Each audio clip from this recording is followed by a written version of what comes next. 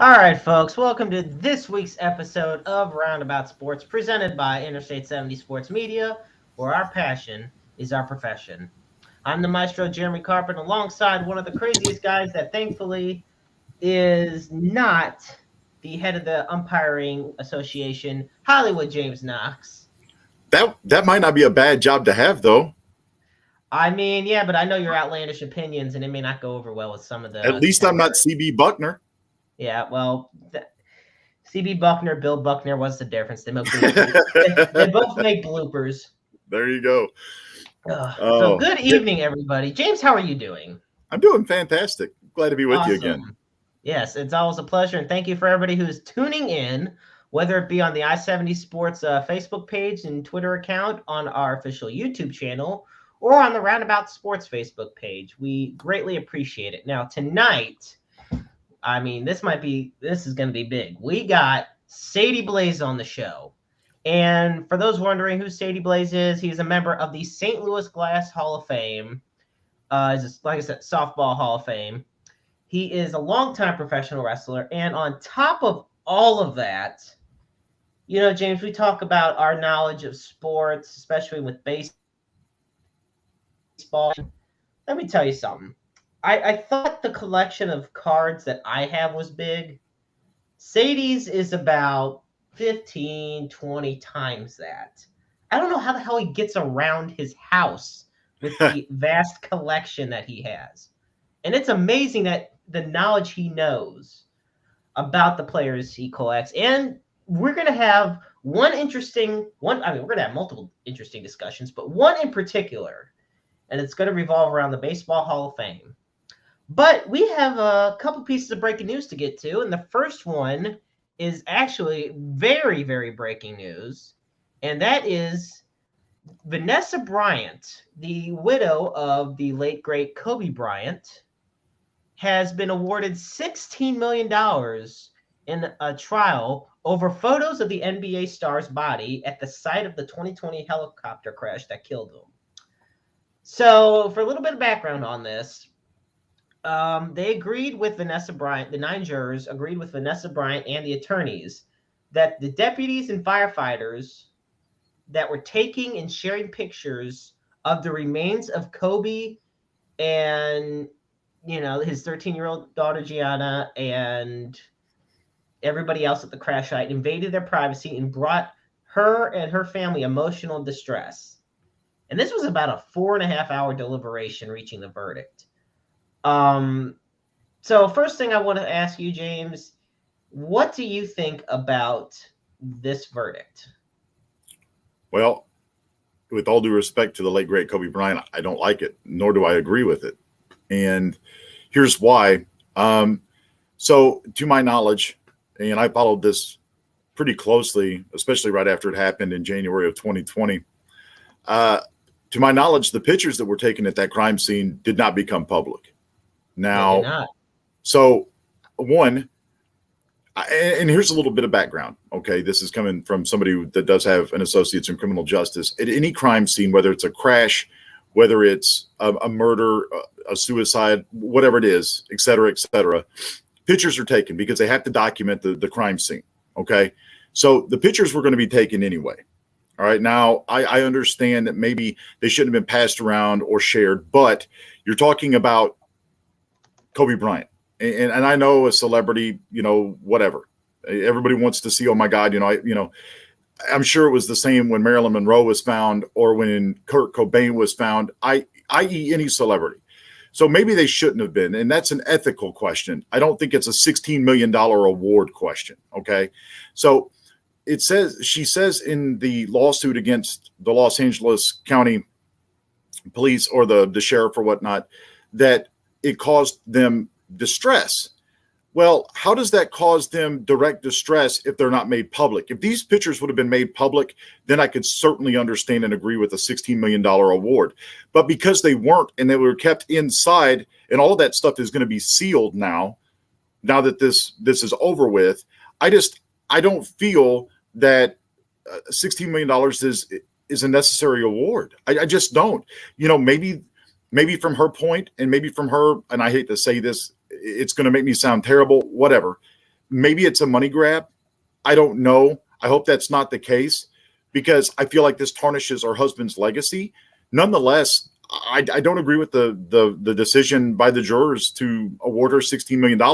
And on top of that, before we came on, I was looking on CNN and it said it could be upwards of $31 million. I don't know where the other 15 is coming from. The other 15 is coming from the other plaintiff. There were two plaintiffs involved in that, from what I had read, and from what the Associated Press released was that there were two plaintiffs involved in this, and the other plaintiff being Chris Chester, whose wife and daughter were also among the 9 people that were killed in the crash, and he was awarded $15 million. So the $31 million was split between the two plaintiffs. Okay, so that's the total payout then. Yeah, all right. The total payout's $31 million, and Vanessa got 16, and Chris Chester got 15. But the thing of it is, I understand where you're coming from. It is the big thing for me is when I read her statement and how she fears that the picture her daughters are going to go on social media. And those pictures are going to be there. She's going to go, or she's going to go on social media. But at the same time, the pictures were kept, despite them being taken, which legally is usually how it goes anyway. The pictures were kept between, and I'm not condoning what the sheriffs and firefighters and them did, but I'm saying how it was still kept within a confined unit. The most expansive it went was in one case by a bartender at a bar where a deputy was drinking, but it wasn't sent to this bartender. It was just shown by the bartender, or shown to him by the deputy who was drinking. So yeah, naturally, I do feel that the officers and them should have been reprimanded. Do I feel that $31 million needed to get involved in all this? Not necessarily. Right. And I feel like it's something that dragged out a lot. Unfortunately, no amount of money will ever bring back those that have passed. And it was tragic, probably one of the most heartbreaking moments in just sports in general. I mean, I'm still 2 years later and I'm still shocked over it happening. Right. But yeah, I just don't know. I don't feel that this is it's the end of it. Let's put it that way. I agree. And it is. It's hard to look back and you want to look at what's really important here. Okay. The money is, whatever. It's punitive in terms of the damage that all of this has caused. You look back and you're right. It's not going to replace Kobe. It's not going to bring back Gianna. I would like to think that the money that she won from this lawsuit, maybe she donates it or, puts it towards the Kobe Bryant Foundation that he has. I just hate that. One, you're right. Very much so drawn out. Two, I feel like there's a part of it that tarnishes Kobe's legacy because when we think of Kobe now, the first thing we're going to think of is this crash and this trial and this lawsuit. And, it's just a bad situation altogether. And I'm with you. I remember the day it happened and, just kind of feeling like you got kicked in the stomach, but like I said, isn't it funny that she ends up, so $31 million, obviously an odd number, and $16 million, it doesn't matter which way you cut it. It's a lot of money that she ends up with more money than the other family did. And of course, he wasn't an NBA superstar that had made millions and millions of dollars, while playing in his career.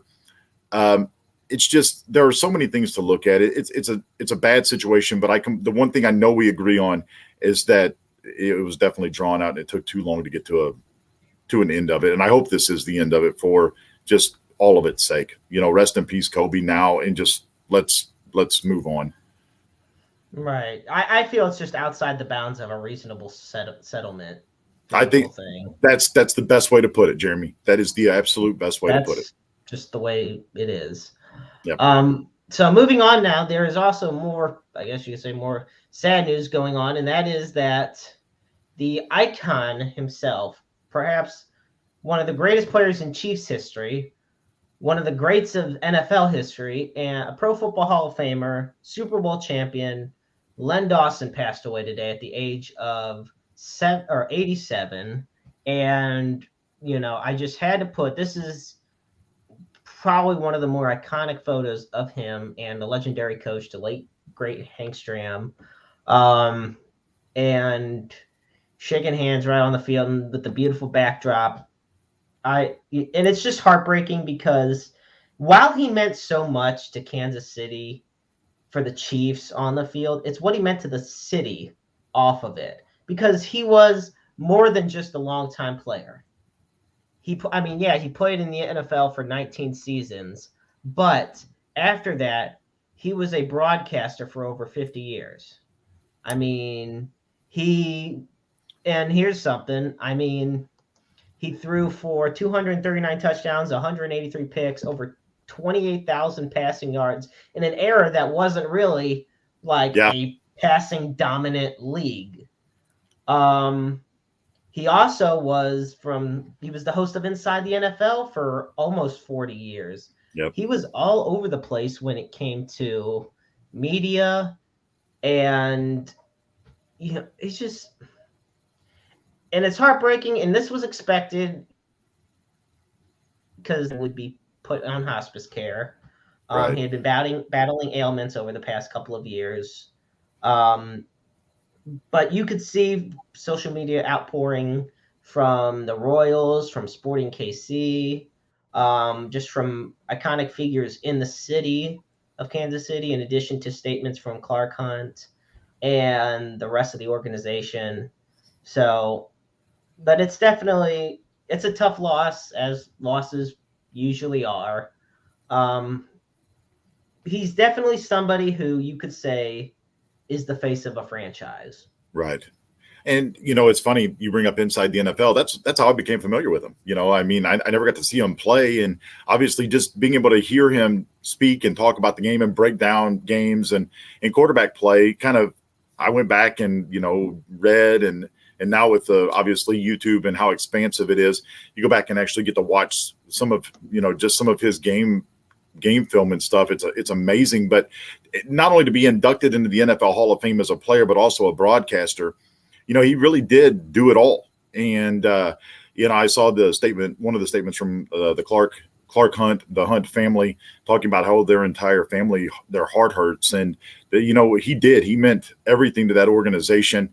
And some of the outpouring, Patrick Mahomes and others coming out and just, expressing their gratitude for just being in his presence. And, that's the kind of legacy that any of us hope to leave behind.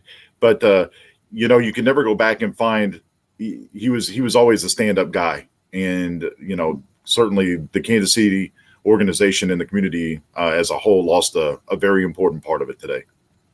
They absolutely did. And, a lot of people feel like Len Dawson was the bridge between an old generation and a new generation. And perhaps one of my favorite Len Dawson stories was probably back in, there was he recovered from a knee injury. He had suffered a very bad knee injury one season, and I believe it was the year of, oh goodness gracious me, I wish I could remember it off the top of my head. Here we go. It was 1970.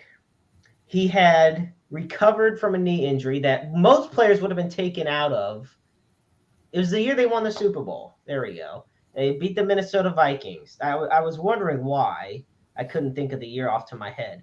But yes, what had happened was he had suffered a knee injury early in the season.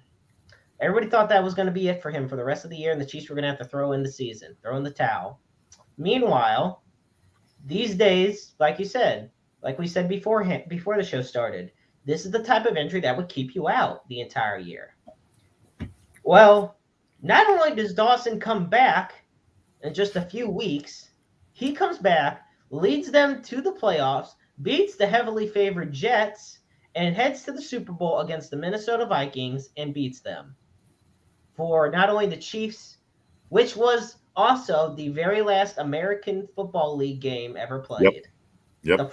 Which is interesting to think about. The final AFL football game was them beating the NFL for a championship. I do always get a kick out of that. But then again, it was the Vikings, and they lost 4 Super Bowls. So, what do you expect? True. Very true. But yes, Len Dawson will truly be missed, an icon of the game. He was 87 years old.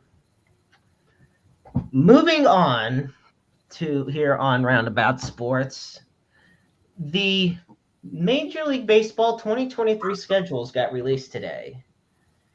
And James, I'm going to tell you right now, this is a crazy schedules for next year.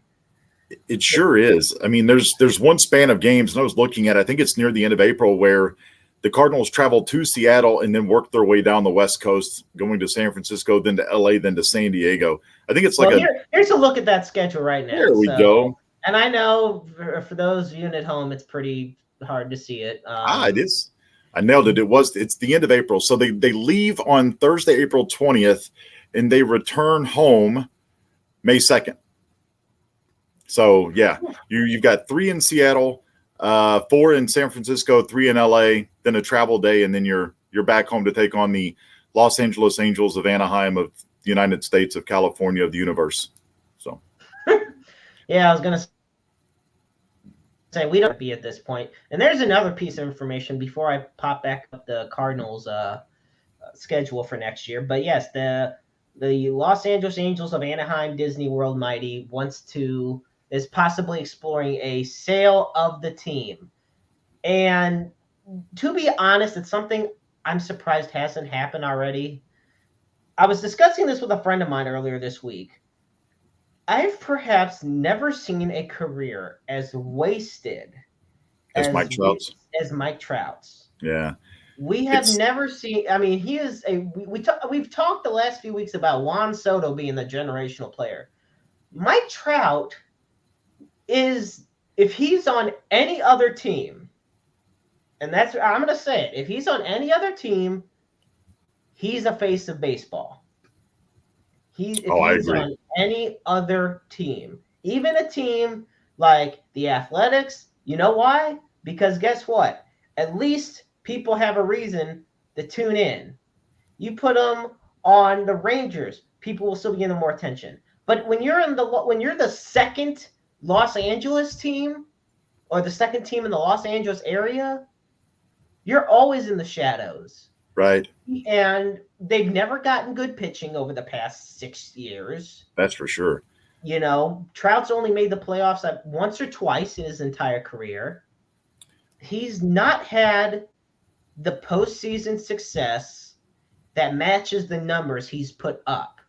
But that's just more proof that, one player can't do everything. Right. I think the other thing that hurts him too is obviously being you're right. I mean, I think he was the face of baseball before, you talk about some of these other guys. But the other thing that hurts him is playing in the West Coast. I mean, that means for us here in the Central Time Zone, his games start at 9:00. And then, of course, going even further east, you go to the East Coast, I'm not going to stay up till 10:00, at night to watch Mike Trout and Shohei Ohtani when it's must-see television. The problem is that's, unless you play for the Dodgers and just your team is just loaded, nobody's going to stay up to watch those games. And my question for you, and Artie Moreno made a comment saying that, he says it's just time to sell them. And he's been involved in that ownership since 2003.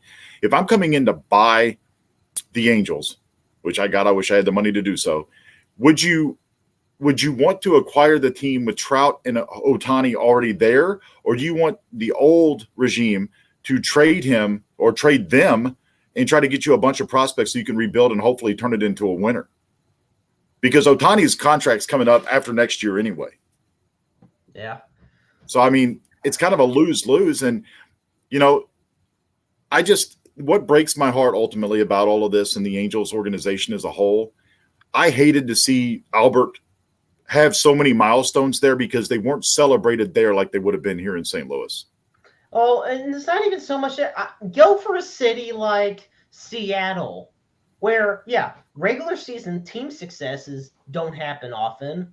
Right. But Seattle has a long history of individual successful career milestones, and It's the true. fans there are loyal to their team.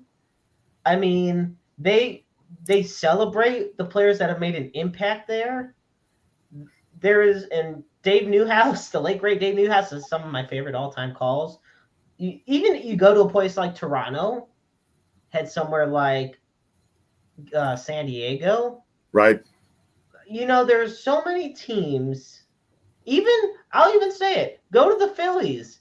Like, there's so many teams that are struggling in baseball or are subpar Yeah. usually, that if they went, or that if Otani and or Trout went to those teams, they'd be in a much better position than they're at Yeah. right now with the Angels, because it always seems like you look at the teams I just mentioned and it seems like things are getting better for them. Seattle's Yeah. in contention, San Diego's in contention, Philadelphia's building. Oh, Baltimore's in contention. Hell, yeah, Baltimore's shocking everybody. And meanwhile, the Angels are the same mediocre, piss poor ran team with two all-stars and bottom three pitching staff. Well, I mean, you remember Ron Doan, the third baseman from Washington, he signed in Anaheim, and you haven't heard anything from him since. It's like he literally fell off the end of the world. And he was one of the top third basemen in the league. But you're right. You move those two players off of Anaheim and move them to any other team, and they get more national exposure. There's just more eyeballs glued to them. They become, their worth doubles overnight. So it's just tough, and I'm with you. Maybe with this everybody playing everybody's schedule now, that changes.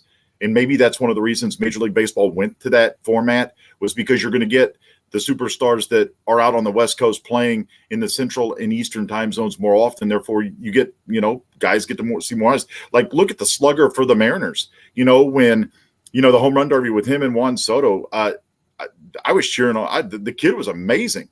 So, I would argue that Arenado leaving Colorado helped him a ton. I mean, it's not the same as them playing games at 8, 9 o'clock at night.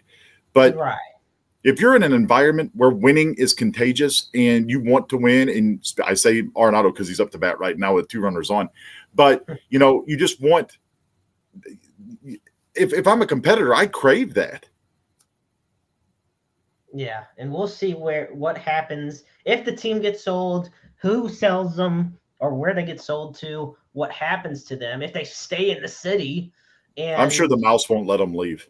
Oh gosh, yeah. Well, I was gonna say, once the mouse gets a hold of you, you're done for. It's true. Very true. It is very true. Well, folks, thank you so much right now for tuning in to Roundabout Sports, presented by Interstate 70 Sports Media. I am the maestro Jeremy Carp, alongside Hollywood James Knox. And folks, it is time for our featured guest and our feature presentation, if you will. Now, folks, let me tell you something. He is a member of the St. Louis Glass Hall of Fame. He is a longtime professional wrestler. And on top of that, like I said at the opening of the show, this guy is a sports aficionado, if sports aficionados were one. He's at the top of the top. His card collection and his memorabilia collection make mine just look minuscule in comparison. Kind of hurts my soul a little bit. And I've been wanting to have him on the show for a long time. And it might, for all we know, folks, it might be too much for one episode. It is my pleasure, James' pleasure, to welcome to the Roundabout Sports Show, the one, the only, Sadie Blaze, everybody. Hey, what's going on? How are you? I'm good, Sadie. How you doing, buddy? I'm well. Awesome. Thank you so much for joining us. Well, it's good to be here. I've thought about coming on for a while, and I'm glad we can finally make it work out. Absolutely. So how have you been lately? Busy. I'm always busy. Busy? Between, wrestling and softball and work and the other work and working on my house, there's always something going on.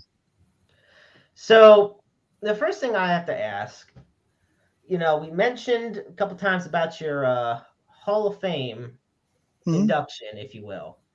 So when did your softball career start? I started in 1984. I was a bat boy for my dad's teams for years, and they finally got tired of listening to me beg to be able to play with them. So I wasn't supposed to because I wasn't 18, but they got me on the team anyway, and it just went from there. Really, I've played basically every year, every season since '84. It's too many numbers for me to do the math. Yep. Well, I was gonna say it's far for me to do the math too, but that's okay. It happens. Where did 38 right. years. Yeah. Where did that? I mean, did you have the passion before you were the bat boy or the love for softball, or is it just being a bat boy on the team that kind of drove that? I mean, I played baseball. When I was all up through high school, I played in like Legion ball and stuff like that. But just being out there all the time with my dad on the weekends, I had to play it. And as an adult, it just continued. It's a connection to the game that I'm happy to have. Because there's not a whole lot of like adult leagues out there. There's not a lot of old guys playing baseball, and I'm certainly not as good as the ones that are. Yeah, James, and this might kind of be more up your alley because you've been an umpire for a long time as well. Right. So you both still have that talent. Obviously, James, you're an umpire, and Sadie, you especially as a softball player. How much longer do you see yourself playing softball on a regular basis, if you will? Forever. I'm going to play until they carry me off the field, and maybe I won't get carried off the field. They'll just push some dirt over the top of me and put a stick in the top and go. And that's just run around that. Honestly, that's what I like to hear personally. A lot of times, everybody does have to. A lot of people feel that they have to retire at some point. Sometimes, I just I want to do this as long as I possibly can. I've been doing journalism for 10 years. I want to keep it going for as long as I'm humanly able to put a headset on or a microphone and speak. And no, that's awesome. That shows how much heart you have for it. Yeah, I mean, Jim calls me the Sid Vicious of Dynamo Pro because when wrestling happens, I'm there. But if softball's happening while wrestling happening, I'm not at wrestling. Softball is the priority. James, I'm going to pass it over to you to ask a couple questions. All righty. Well, Sadie, thanks for joining us tonight. I guess my first question is, on the softball teams that you've played on, is it pretty much just in St. Louis, or have you guys done the travel circuit and stuff as well? I play 8, 9, 10 tournaments out of town every year. Okay. As a matter of fact, on Monday I leave for Dallas, Texas, for the World Series, and I'll play all week. It's one of the coolest things I do. We play Tuesday, Wednesday, Thursday, Friday, and if we're good enough, we play on Saturday. Right on. Because the league that I'm in the Hall of Fame is called St. Louis Glass. We have a governing body called NAGA, and there's 46 member cities across the country. And every year, Labor Day weekend, they invite the best teams from all the leagues across the country. We'll all go to one location and have a big tournament, and that's who's considered the NAGA champions for that year. Right. Yeah, we do a lot of USA softball. Obviously, the men's, the big tournaments here, just north of here in Evansville, Indiana, and some of the other places. I umpire so everything from really 8-year-old girls softball all the way up to the college level. So obviously for me, getting into it was because I couldn't play baseball anymore. So for you, and I'm kind of with you, you will literally have to carry me off the field for me to stop. So other than the passion with your dad, were you always athletic as a kid? I mean, just playing anything you could get your hands on, or with guys in the neighborhood? I don't. That's tough because I was never really that athletic. I just had a burning desire to do the stuff, so I just became good enough to do it. It was the same thing when I got involved in wrestling. I started with Midwest Renegade Wrestling, and they all looked at me as a future manager. And I never wanted to be a manager. I wanted to be a wrestler. So I started training, and they were like, well, you've got to learn how to do a lot of stuff before you can even be a manager. And I just continued the pursuit of being a wrestler. But yeah, when I was a kid, I played baseball all the time, and I was always like out in the yard, broke a lot of windows with tennis balls and baseballs. A lot of us have done that, that's for sure. I was going to say, yeah. Yeah. I'd be out in my dad's backyard just hitting a ball across the yard. It's kind of how I learned how to keep the ball out of the air, because if I hit it in the air, it went over the fence and then I'd go chase it. It's just hitting it to one side and then hitting it back to the other side. So obviously, I would say, so obviously getting into wrestling as well, like, I grew up a huge wrestling fan as well, in the 80s and everything. So was that for you? Were you just a big fan before you started to try to get into the industry, or was it, again, just a passion? So I was a big wrestling fan in the 70s and 80s. I remember back in like 1979, because I'm originally from Chicago, we would go to the Hammond Civic Center to see, it was actually Dick the Bruiser's promotion. I think it was called AAW. I can't remember for sure. And, I loved wrestling as a kid, and I like a lot of people, I kind of got away from it as I got into my adult years. I got into music and a lot of other things, distractions. And it was the NWO that got me back into wrestling. When I saw them throw Rey Mysterio Jr. into the video truck like a lawn dart, I was hooked. Yep. I know you've probably thought of doing that to some people in the past. It's a whole bunch.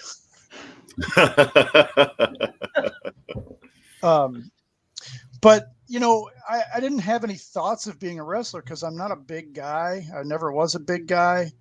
And it wasn't until I saw like a lot of the luchadors on Nitro, right, that I even thought, I might be able to do that.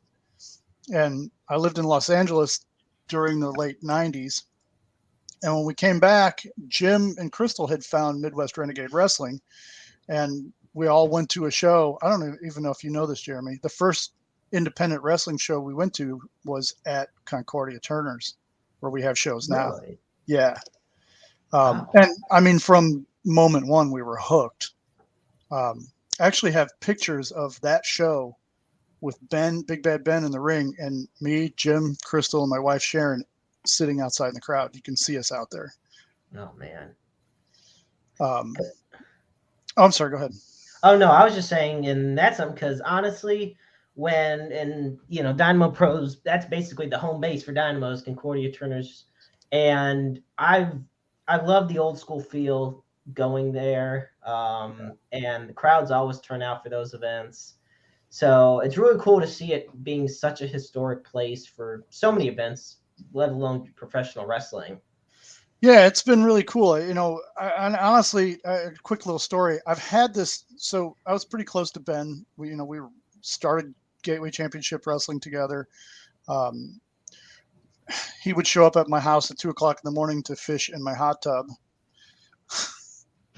He asked me to go fishing. I said, all right, sure. He said, I'll meet you out back. And I opened the door, and he was in my hot tub with his pants rolled up with a fishing pole. That was interesting. Oh, God. But for years, I've had this packet of photographs, and I knew that they were Ben's, and I just always had forgotten to give them back to him. I never really looked at them.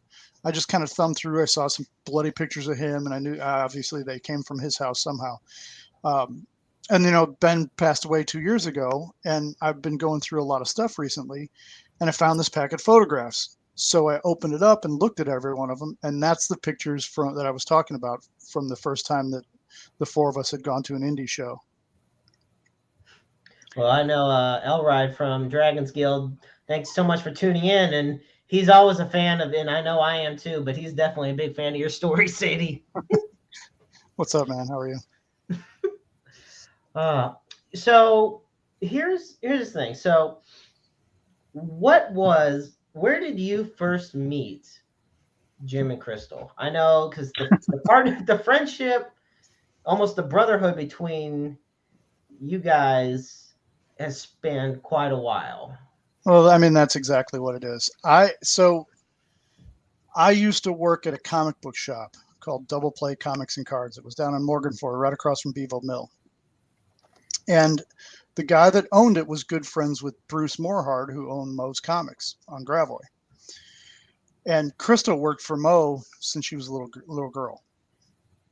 It was like her home away from home. So my shop and Mo's, Bruce's shop, ordered comic books together. So every Wednesday I would have to go down to Mo's and pull out the comics that we had ordered and take them back down to the shop, and so we could sell them. Well, Crystal was there, and so I met her that way. And then I met Jim. I think Jim came in the first day I was there, and I was like, I don't know who that big dude is, but I want to be friends with him because I don't want him to hit me. And we just kind of hit it off. I mean, we had a lot of same interests, obviously comic books and Star Wars, and a lot of the same musical interests, things like that. It just steamrolled from there. And that was 93, I think, late 93 or early 94. So. Elrod brings it up the most. Look, this is the impact that you've made in not just his life, but so many others. He says you've taught him the most. And on top of that, being just a fantastic friend as well as a mentor.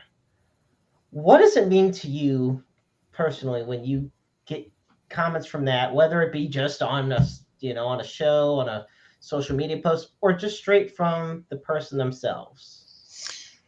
I mean, it's humbling for one, but Jackie Robinson said that a life is not important unless I wish I could remember the quote now.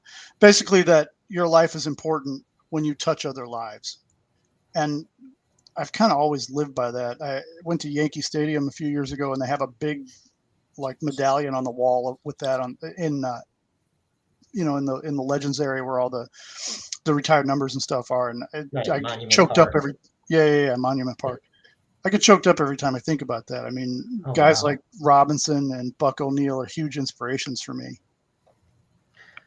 Buck O'Neil especially, finally getting his long-awaited call to Cooperstown. And I know that's something we'll probably have. I was so happy when I found out because, a few months ago I had talked to Bob Kendrick, the president of the Negro Leagues Museum, and, it was just a lot. It felt like the pinnacle for him. Yeah. Do you feel like when you were inducted into the St. Louis Glass Hall of Fame for softball, do you feel like that was the pinnacle for you, or did you feel like that you were just getting started? I mean, no, because I still have a lot left that I want to do. But honestly, one thing it really did for me was inspire me to do even more. I wanted to I was pretty involved with the league at that point anyway, but I wanted to get more involved. It made me, I was not expecting it. I was at the meeting where they announced the nominees, and I was like floored. I was speechless. And then, when they actually gave me the award, the induction, and it just I want to give back more. They honored me in that way. It makes me want to do whatever I can. So in what year did you get inducted into the Hall of Fame? It was 2021. It's 2021. I remember when, a lot of the guys in the locker room will go around saying, hey, you can't mess with Sadie. He's a Hall of Famer.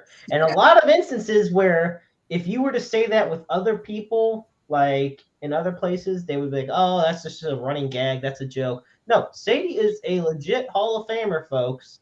And it's 100% well earned. Thank you. They do it on the field too, and I'm just like, just stop, please. Just... Who is? No, you go ahead. It's fun, I go play out of town and meet a lot of people from other towns or other cities, and other cities have their own Hall of Fames, and it's cool to be able to meet other Hall of Famers that are still playing. There's a guy out of Kansas City named Ed Moody that's a phenomenal human being and a great ball player, and they put him in the Hall of Fame recently, and we were both kind of like congratulating each other and talking about other people that are in or should be in, things like that. So it's not just like a St. Louis thing, since we're all into this NAGA governing body.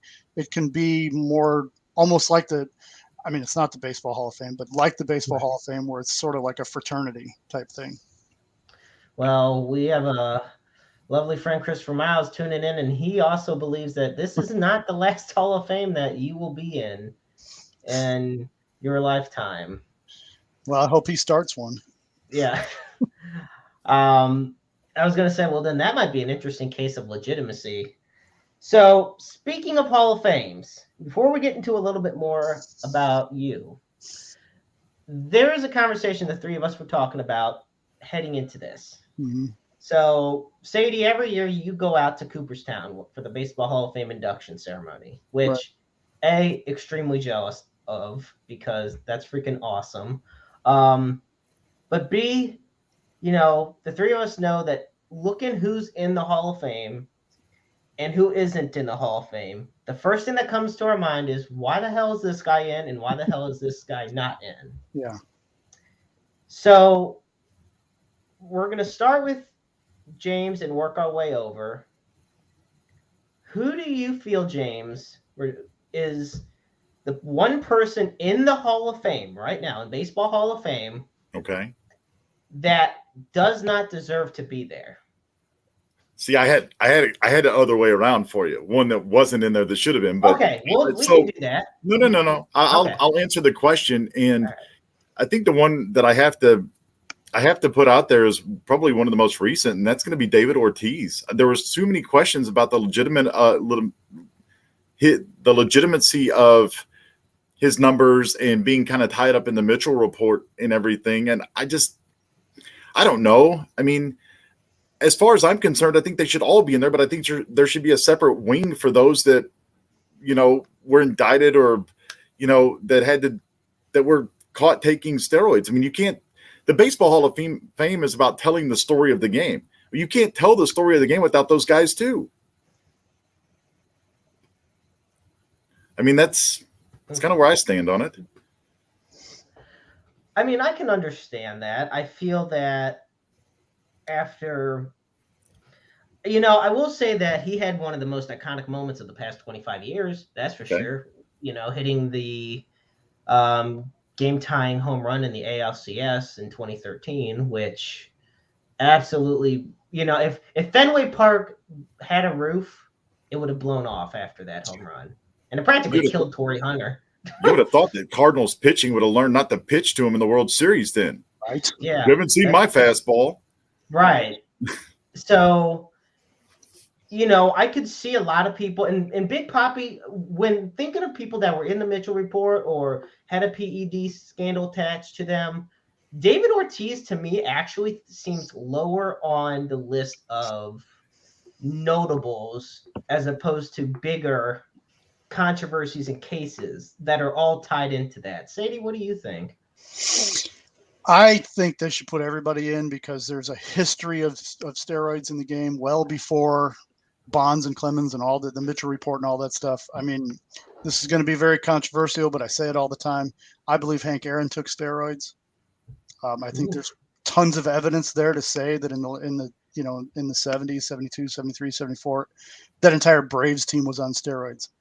And you look at who was on that team. Davey Johnson. Davey Johnson hit 40 home runs that year. He didn't hit 40 home runs the rest of his career. Right. Yep. And as you go through time, who was on the teams with the players, Palmeiro and Canseco and things like that? Davey Johnson. That's a good point. And a classic case of steroids is you play better, longer. You recover from injury quicker. Yep. Aaron was arguably better in the last half of his career than he was in the first half of his career. And that's not a knock on Aaron. Steroids were not illegal. Steroids weren't against Major League Baseball rules. And Lyle Alzado was a poster boy for why you should not do steroids. No yes, doubt. Absolutely. Lord. They were rampant throughout professional sports. What makes people think that baseball players were such angels that they were not using something to give them a competitive advantage? Right. Yeah. I think I was going to say, I think so many people forget about that because they don't see baseball as a physical game. Like with football, you see muscles and, big hits and whatnot.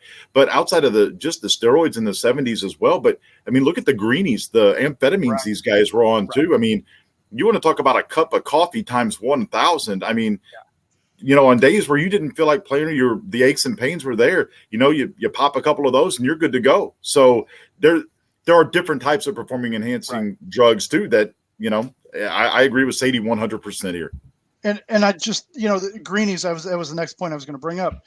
Mickey Mantle would not have hit 536 home runs after being drunk all night and getting up and playing a day game if he couldn't hit greenies. And Right. it's, if you read Ball 4, which is probably one of my favorite books, the usage of greenies in Major League Baseball was rampant. Everyone was doing it and no one cared. It was just, that's what we got to do to get through the day. Yes, it's not going to make you bigger and stronger, but it sure will keep you awake when the 85-mile-an-hour ball's coming at your head. Mm-hmm.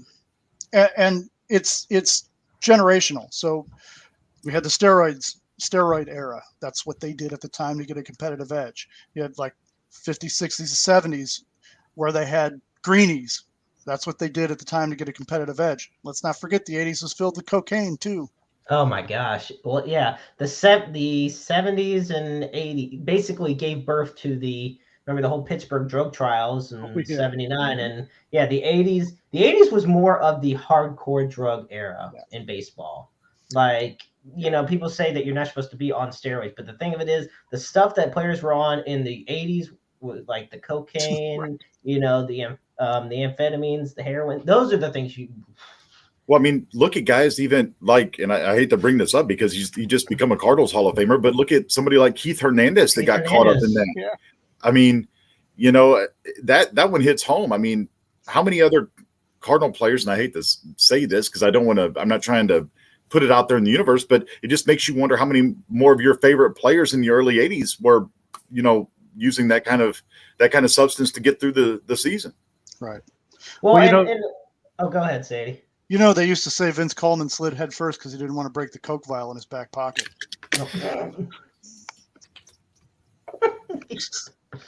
Oh. That was really good. Well, it was well timed as well.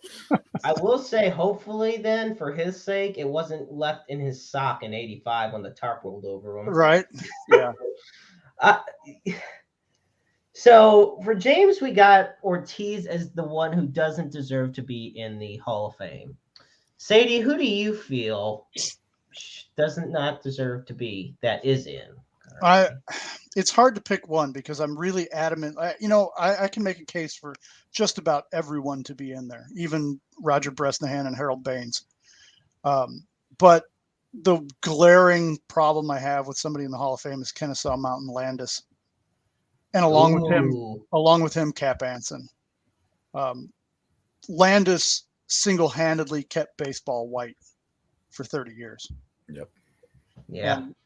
And there is Pete Rose can't be in the Hall of Fame because he bet on baseball. Of course, now it's also, that the 16-year-old girl and all that stuff. And I hope he rots. I used to be a big Rose fan, not anymore. But there's the integrity clause and all that stuff where if you didn't represent the game well and represent yourself well, things like that. Well, Landis is a guy that, and if you listen to the rhetoric that Landis used back then, it's very similar to a lot of stuff people today say, where he was like, "I'm not saying that baseball should be white. I'm going to leave it up to the teams." Oh yeah. We'll see how that goes. And Anson, Cap Anson was instrumental in getting people like Moses Fleetwood Walker and his brother Welday thrown out of professional baseball as well back in the 1800s. Anson's got the numbers to be there, and he's the first 3,000 guy, right? But yeah, Landis, I'd like to.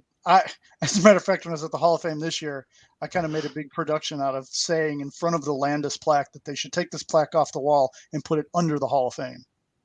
Ooh. It's interesting you bring up Landis. That was actually not who I expected, but it's not someone I disagree with. And I'll tell you why. In addition to his staunch personality and way of keeping baseball segregated for as long as it was, I also feel, unlike Cap Anson, because obviously Cap Anson, did the same thing, but I feel that Landis, as being the first commissioner in baseball, actually had a very aggressive abuse of power. Absolutely. 100%. Because as ever commissioner of baseball, the precedent wasn't set yet on what you could and could not do in that position. Nowadays, with guys like Bud Selig, Rob Manfred, Giamatti, guys before that, what was allowed to happen and not happen. Landis, it was fair game. He could do what he wants because the owners just did not want a repeat of the Black Sox scandal. Right. So, and as long as they put a politician like Landis, who was a politician, a senator in that spot, they didn't care.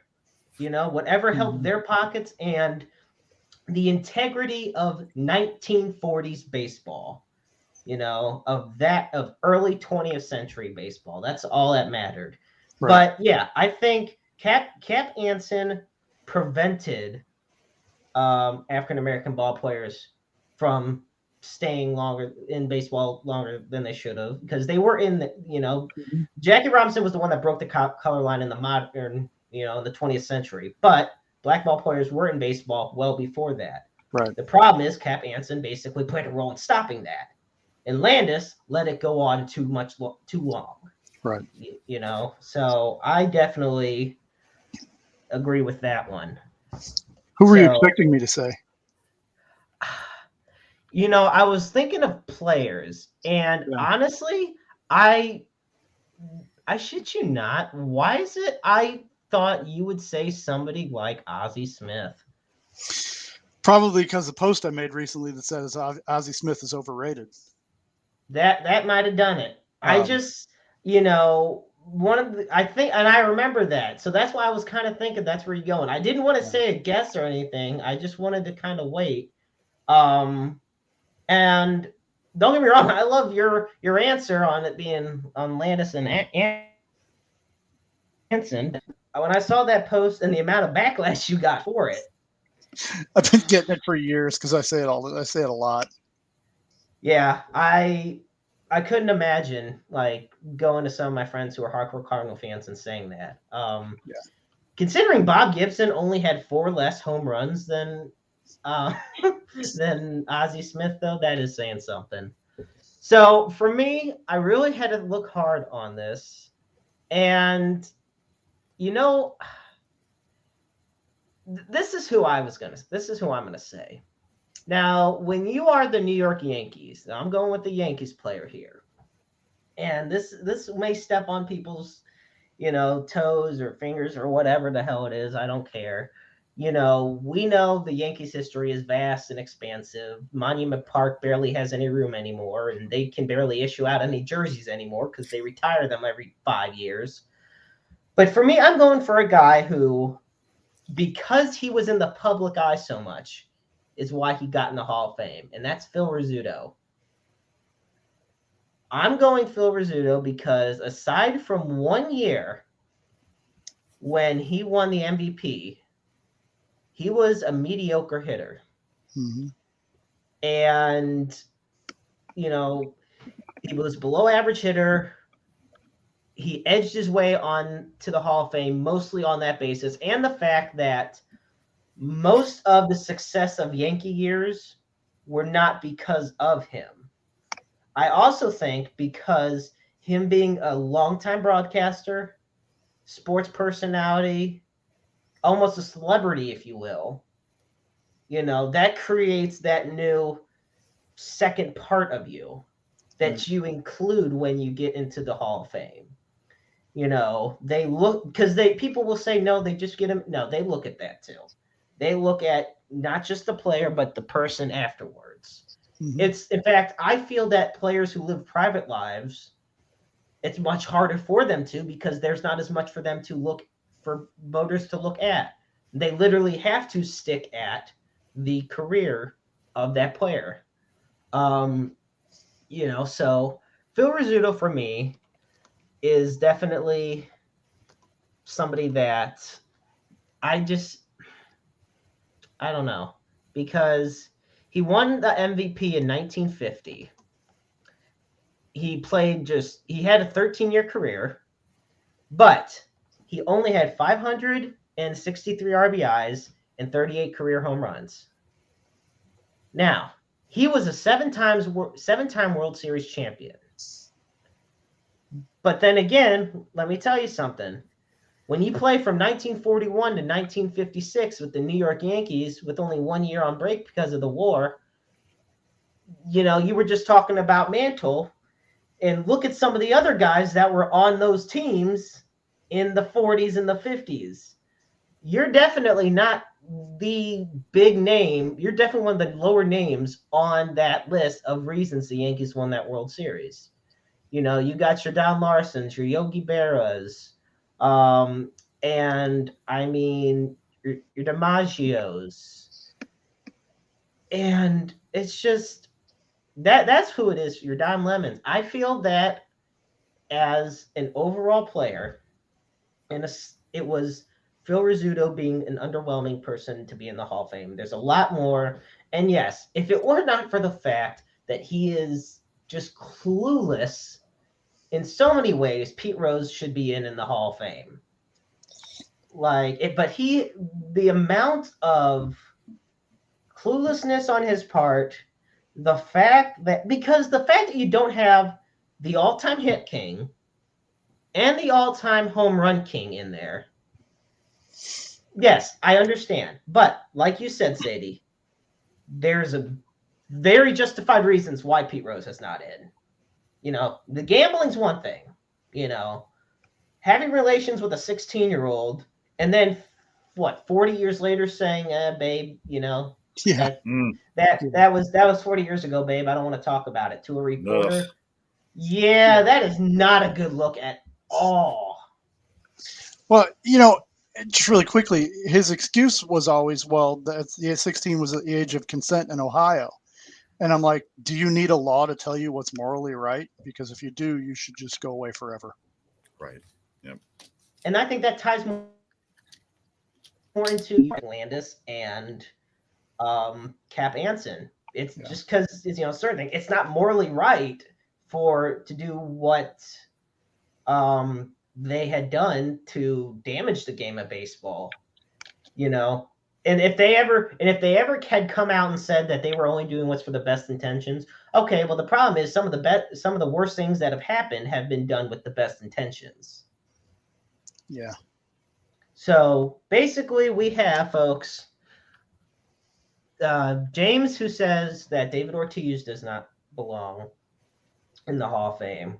Sadie saying that Commissioner Landis and Cap Anson should not belong in the Hall. And obviously there's so many other cases that could be made. We know that. And for me, it's Phil Rizzuto that shouldn't be. So, James, we're going to start with you. Who do you feel is not in the Hall of Fame? And I'm going to just say it right now because my pick, if this was done a few months ago, I would have said Jim Cott, 100%. That, I would have stood by that until the day he got inducted. But he's finally inducted. Thank the Lord. Here he is. So, James, who's your pick on who is not in the Hall of Fame, but you truly feel deserves to? Well, first of all, I still think I think Scott Rowland should be there. But this may surprise you, Jeremy, because I can't stand him and I don't like his off the cuff antics. But I think Curt Schilling should be in the Hall of Fame. I can't stand the man. I can't stand Curt Schilling either. I messaged him and I just But if you go based on his career, accomplishments, he deserves to be there. I mean, he was one of the best postseason pitchers in the history of Major League Baseball. And if that's what we're basing it on, then he should be there. Again, I can't stand him, but whatever. Look, I know you're right. I know the numbers are there, but I can't stand him so much that I right. I don't even have him in my superstar player box of baseball cards. He just sits in the commons. I think I found him when Ryan Ash threw those cards at Delirious. I think I picked Curt Schilling up. Well, I hope nobody was searching for the Griffey and Randy Johnson rookies because those got taken out before. Yeah, I heard about that too. Like when the kid. Quick side note: when the kids from Dynamo Pro's 15th anniversary show, there was a match between Ryan Ash and Delirious, and at one point during the match, Ryan Ash hit Delirious with a box of baseball cards. The box was one of the 10 million that Sadie happens to own, and it was from the 88 or 89 set. 89 Donruss, 89, yeah, 89 Donruss. I still have the box, and Nice. with some of the cards, I still have like some of Ryan Ash's speech and stuff like that, and part of his outfit. I asked him if he wanted the stuff, his mementos. He said no, but I appreciate it. But meanwhile, while I'm sitting there with Big Sexy Chris Rodell and Luke Skywalker Roberts, I'm looking behind me, and there's just a bunch of kids that were in attendance, like grabbing these hundreds of cards that are on the floor of players they don't know.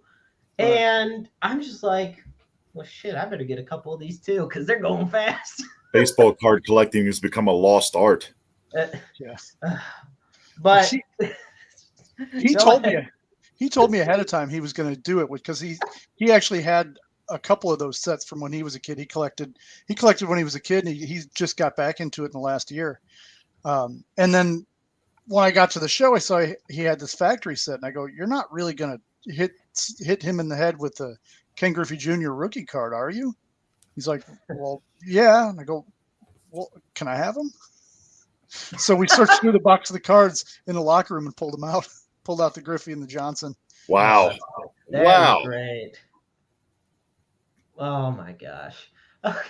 Okay, a little back on track now. So James, you talked about your favorite philanthropist, Kurt Schilling, and why he should be in the Hall of Fame. And why he should be in the Hall of Fame. And I think we all agree that we can't, on a personal basis, we just cannot stand the guy. And, like I said, and I'll probably never get it, even though I've messaged him about I can live. I can sleep well at night knowing that.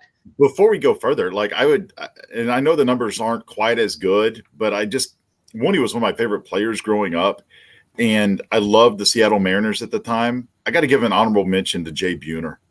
I really loved watching him play the game. Yeah. He was a really good ball player, underrated.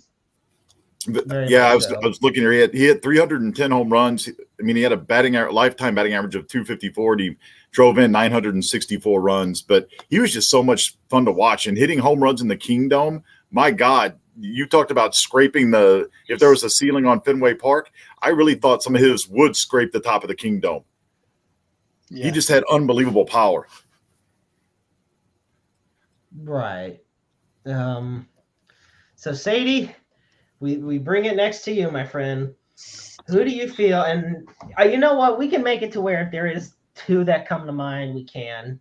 But who do you feel that's not in the Hall of Fame right now that is definitely deserving of it? Two. I got a list. Okay, you can name. You know what? You're the featured guest. You name good discussion points. Exactly. Good discussion points. Go for it. I'll go with two. One probably will get in one day, and the other one has no chance at all until the Veterans Committee puts him in. Oh, this could be good. Todd Helton. Yeah. Absolutely a Hall of Famer. Yep. We talked about that. Just because people have forgotten so much about him doesn't mean that he wasn't a dominating hitter as well as an incredible fielder during his time. It's sort of like Jim Rice syndrome.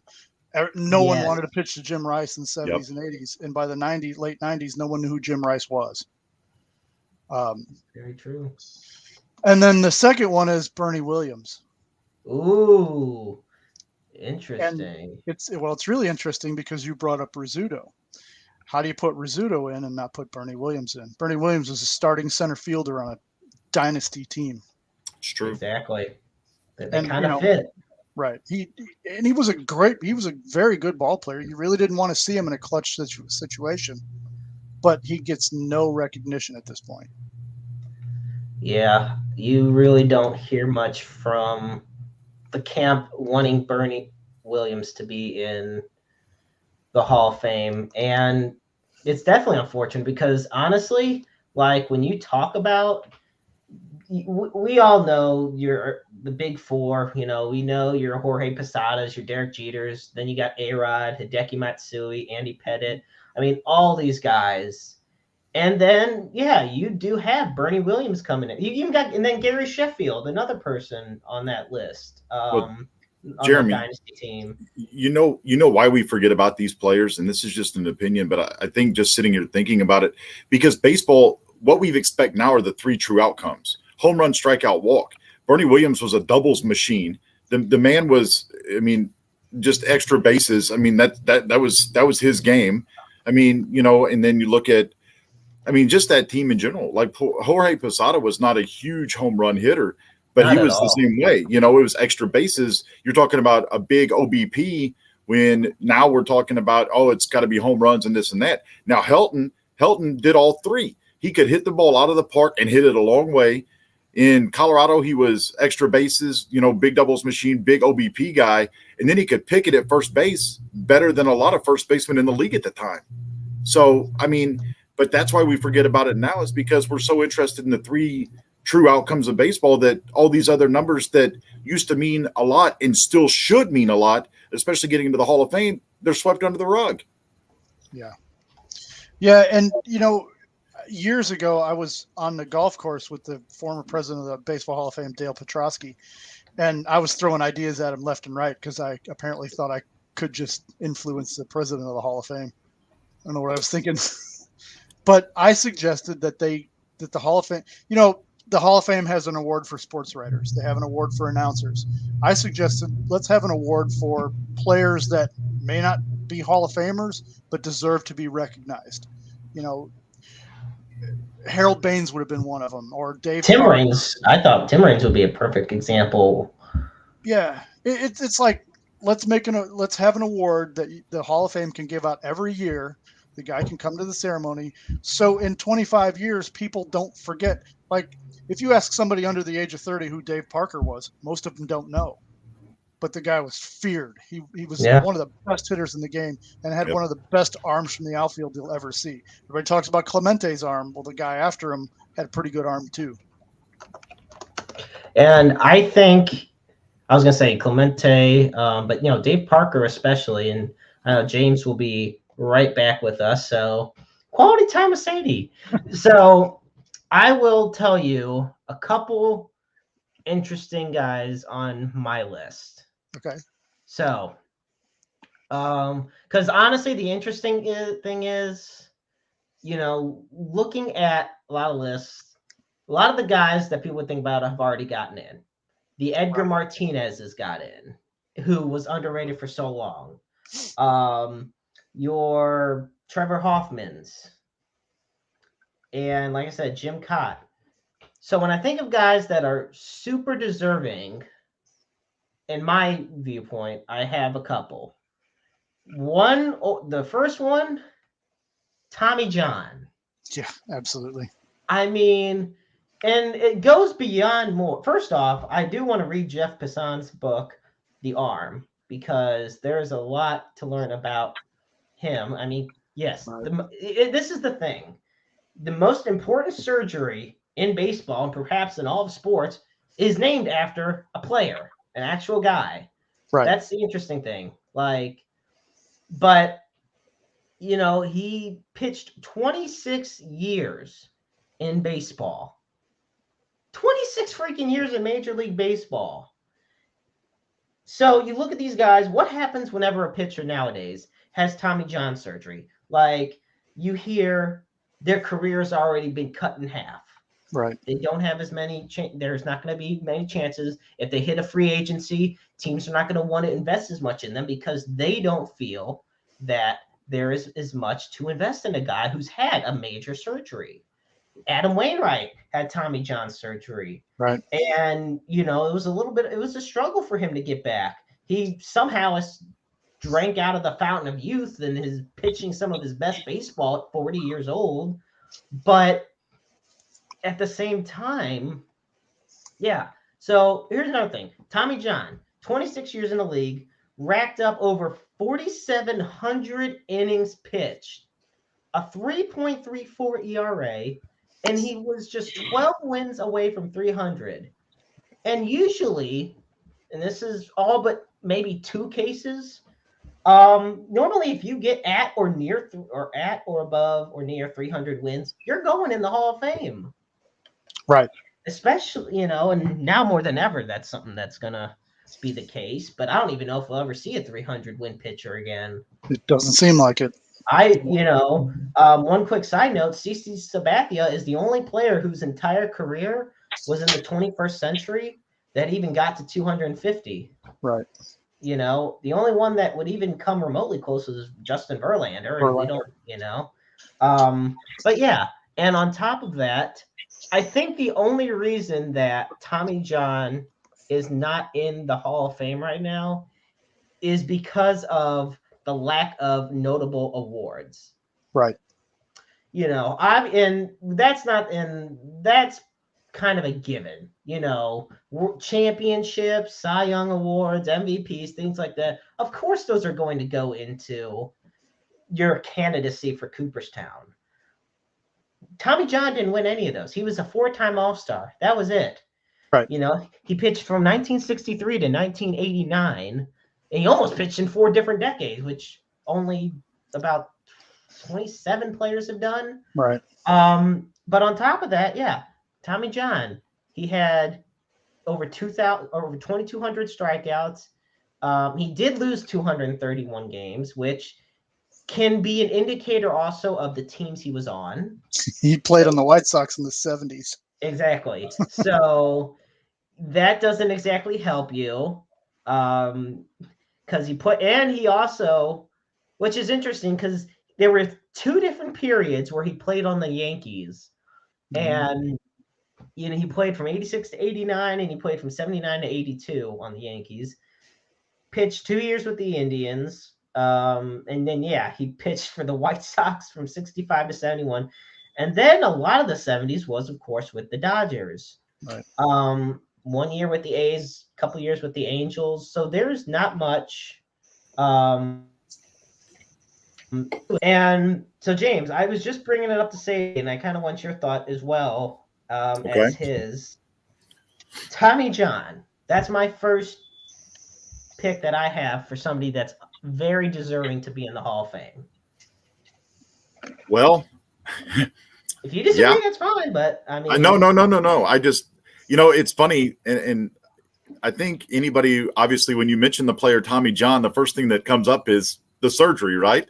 I mean, yeah, you're getting your UCL repaired. Right. But yeah, you're right. I mean, number wise, I just wonder. I kind of think with his stuff, you go back and look at his numbers, and I'm going to actually get a refresher. I actually was looking at him the other day just for this simple conversation, actually. I wonder if he could pitch in today's baseball as well, I mean, just the numbers and stuff and the stuff he had. Obviously, he's out of Terre Haute, went to Indiana State. I mean, he's always had good numbers, so I would agree with that. I mean, that he should be in the Hall of Fame as well. Who was your other one? My other one, this one is going to hurt a lot of people. Oh, boy. And this is another one of those guys I just can't stand. Oh, Jesus. Here we go. And no, it's not Pete Rose. Okay. And it's not Barry Bonds. Okay. It's Roger Clemens. I think Roger Clemens because, first off, 2 of the reasons I can't stand him, the guy was an asshole, especially at the end of his career. This is the type, all right, he would sign big contracts like $22 million, $28 million over just 2-year periods, and then tell his teams, hey, if I'm not pitching in this road trip, I ain't going. Well, it became a thing. It became a thing with the Astros. It was in his contract that he only pitched at home, that there was no travel at all, that he was going to pitch at home, and that was it. Like, you expect that for a guy like, let's say, Mike Shannon when he's broadcasting, that he only calls home games. But there's a difference. He's in his late 70s, and he has health issues. And hey, it's a good gig if you can get it. It's a good gig if you can get it, but still. Okay. So, nevertheless, my reasoning for Roger Clemens, look, when I mentioned Tommy John not getting in, I said a lot of it has to do with awards. Mhm. And now the only thing that Tommy John had to him, as far as awards and accolades go, is just he was a 4-time All-Star, which is great. Roger Clemens is a 2-time World Series champ. He won the Cy Young a record 7 times. He was an MVP. He made 11 All-Star teams. Don't get me started on how many times he led the AL in strikeouts. And he was here's something that to me might actually be the most significant one of all the stats. He twice was a Triple Crown winner in pitching. You talk about how rare it is just to get one, and we already know how rare it is to be a Triple Crown in hitting. Right. But the fact that he twice was a Triple Crowner in pitching, and he did it back-to-back years, 354 wins, and on top of that, he was one of our era. So I'm going to say from 1980 to now, most intimidating pitcher alongside Randy Johnson. I'm going to put him up there because the demeanor he had. See, Randy Johnson's practically 7 feet tall. You go up against him, you're going to be scared beyond belief to face a guy that throws 100 miles an hour at 45 years old. But the Rocket, one of the most dominant pitchers in history, and he almost made it to, once again, another conversation of pitching in 4 different decades. I think just kind of at the end, a lot of the attitude issues, off-field issues, controversies caught up to him. The fact that he was gassed up. Right. There was a point in his career where, that too. There's a point in his career where a lot of those things were happening, but he could get through them. But no, come 2007, the gas just got to him. So here's real quick, because you said your second one wasn't going to be Barry Bonds. He and Bonds are very similar in one aspect of their career.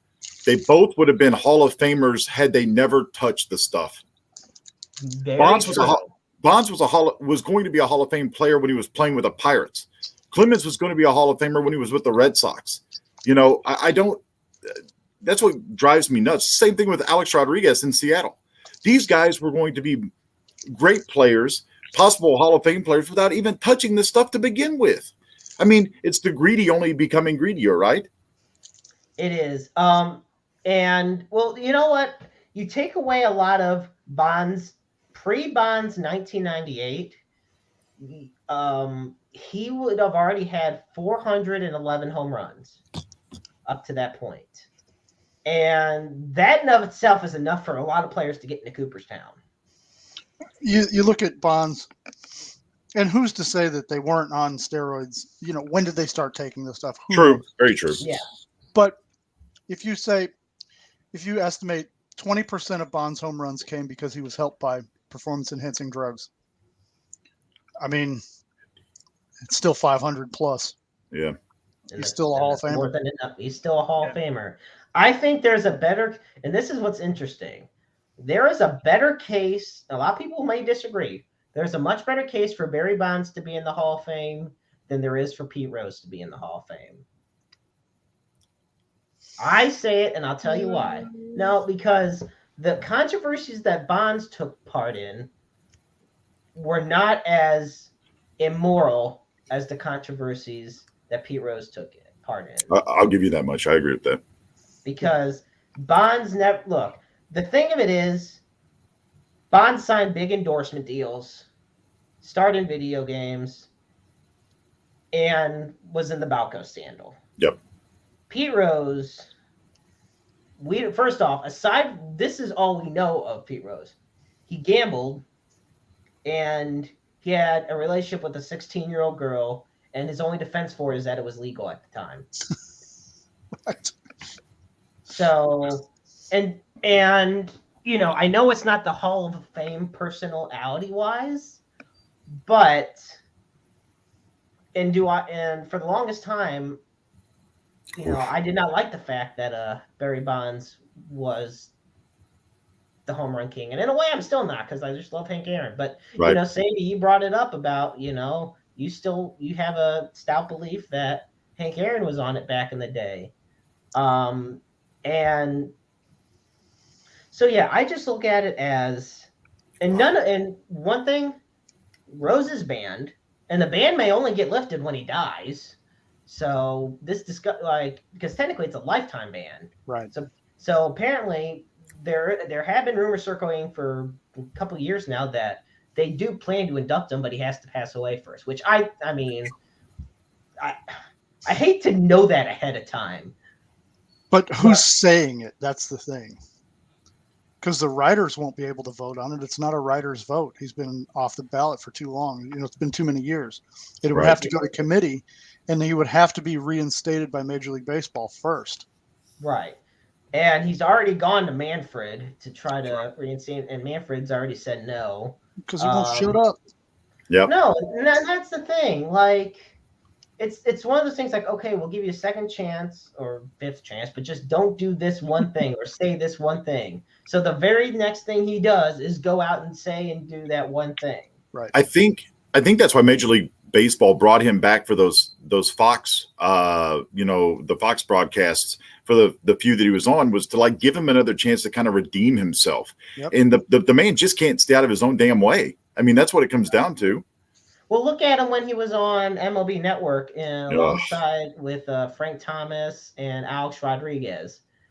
And just you want to talk about a guy who sounded like he got drunk the night before and then had to come in for work the next morning. Yeah, that's kind of how you went along with it.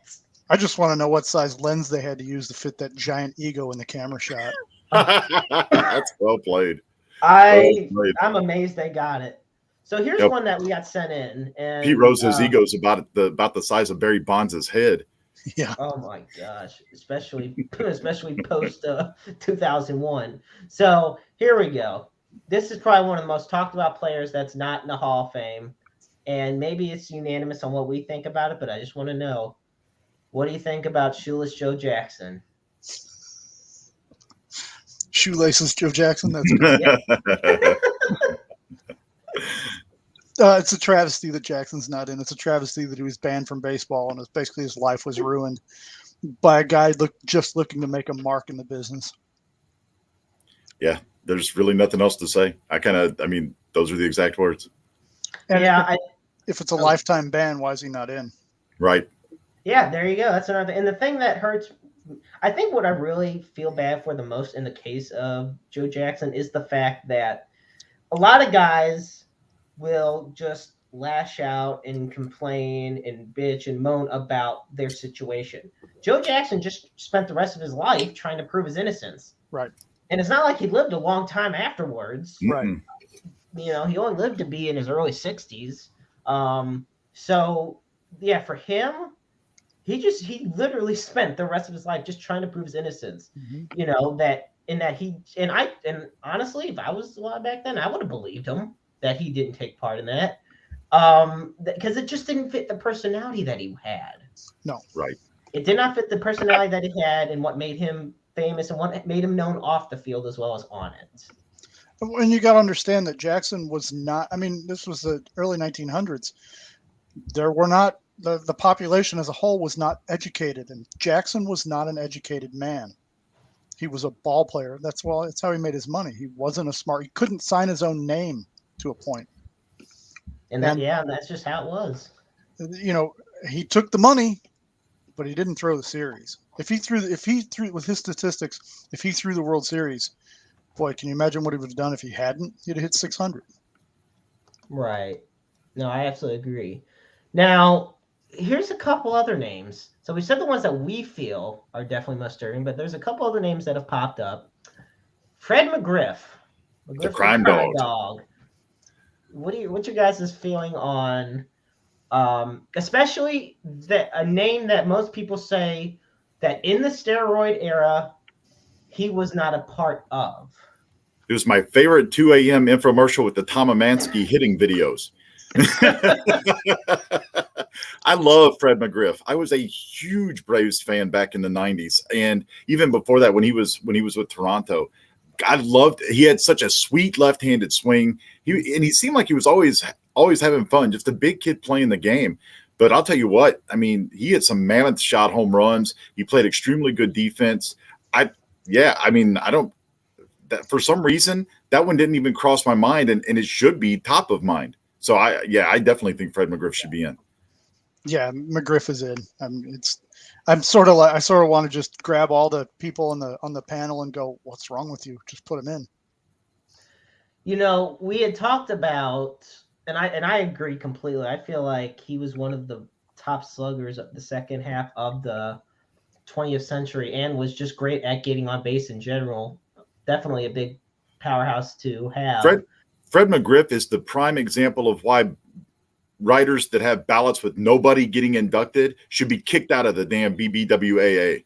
Mm-hmm. I absolutely agree. I think the fact that you can even have a Hall of Fame where nobody gets in is just the stupidest thing. Yeah. That's why I do like at least the Pro Football Hall of Fame. They do at least certain people get inducted every year. Right. But here's a name that I don't think either of you guys know. And I'm going to tell you, up until a little bit ago today, I did not know this name either. First off, I'm going to put up his picture. And I want you guys to tell me if either of you know who he is. Sadie, James, do either of you guys know? This guy's name is John Donaldson. Oh. He is he is considered one of the greatest Negro League players. And much like a lot of the great Negro League players, he's become lost in history. And it's interesting because John Donaldson played alongside a lot of the greats like Josh Gibson. He was actually born in Glasgow, Missouri. But the amount of teams he played for, I can't even begin to count. Well over 15 different teams. Wow. Actually, if you want me to count, which would take a little bit, it might have been closer to 20 teams. But he pitched 1, 2, 3, 4, 5, 6, 7.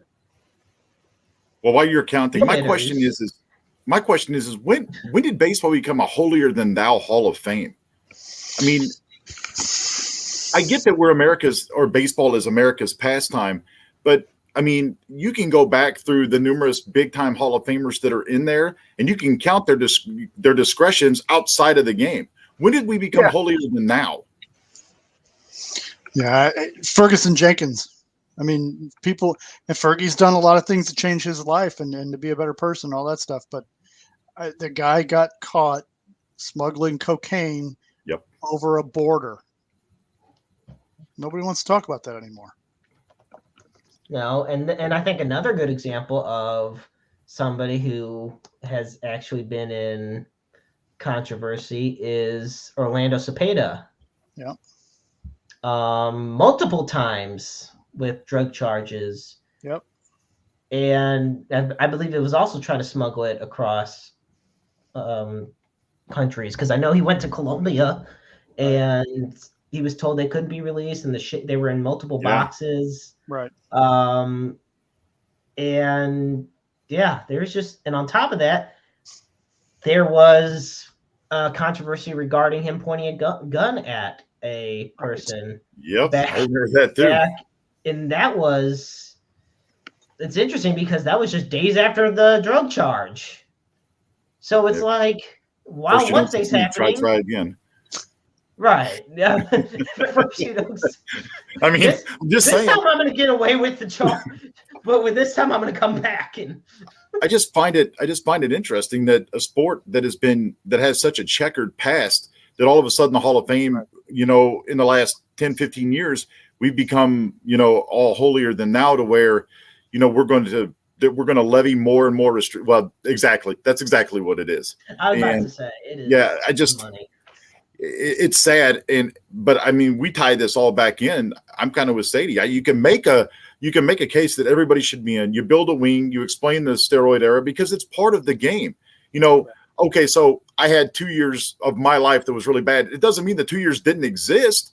It just means you'd like to forget them. but you still have to acknowledge them. Yeah.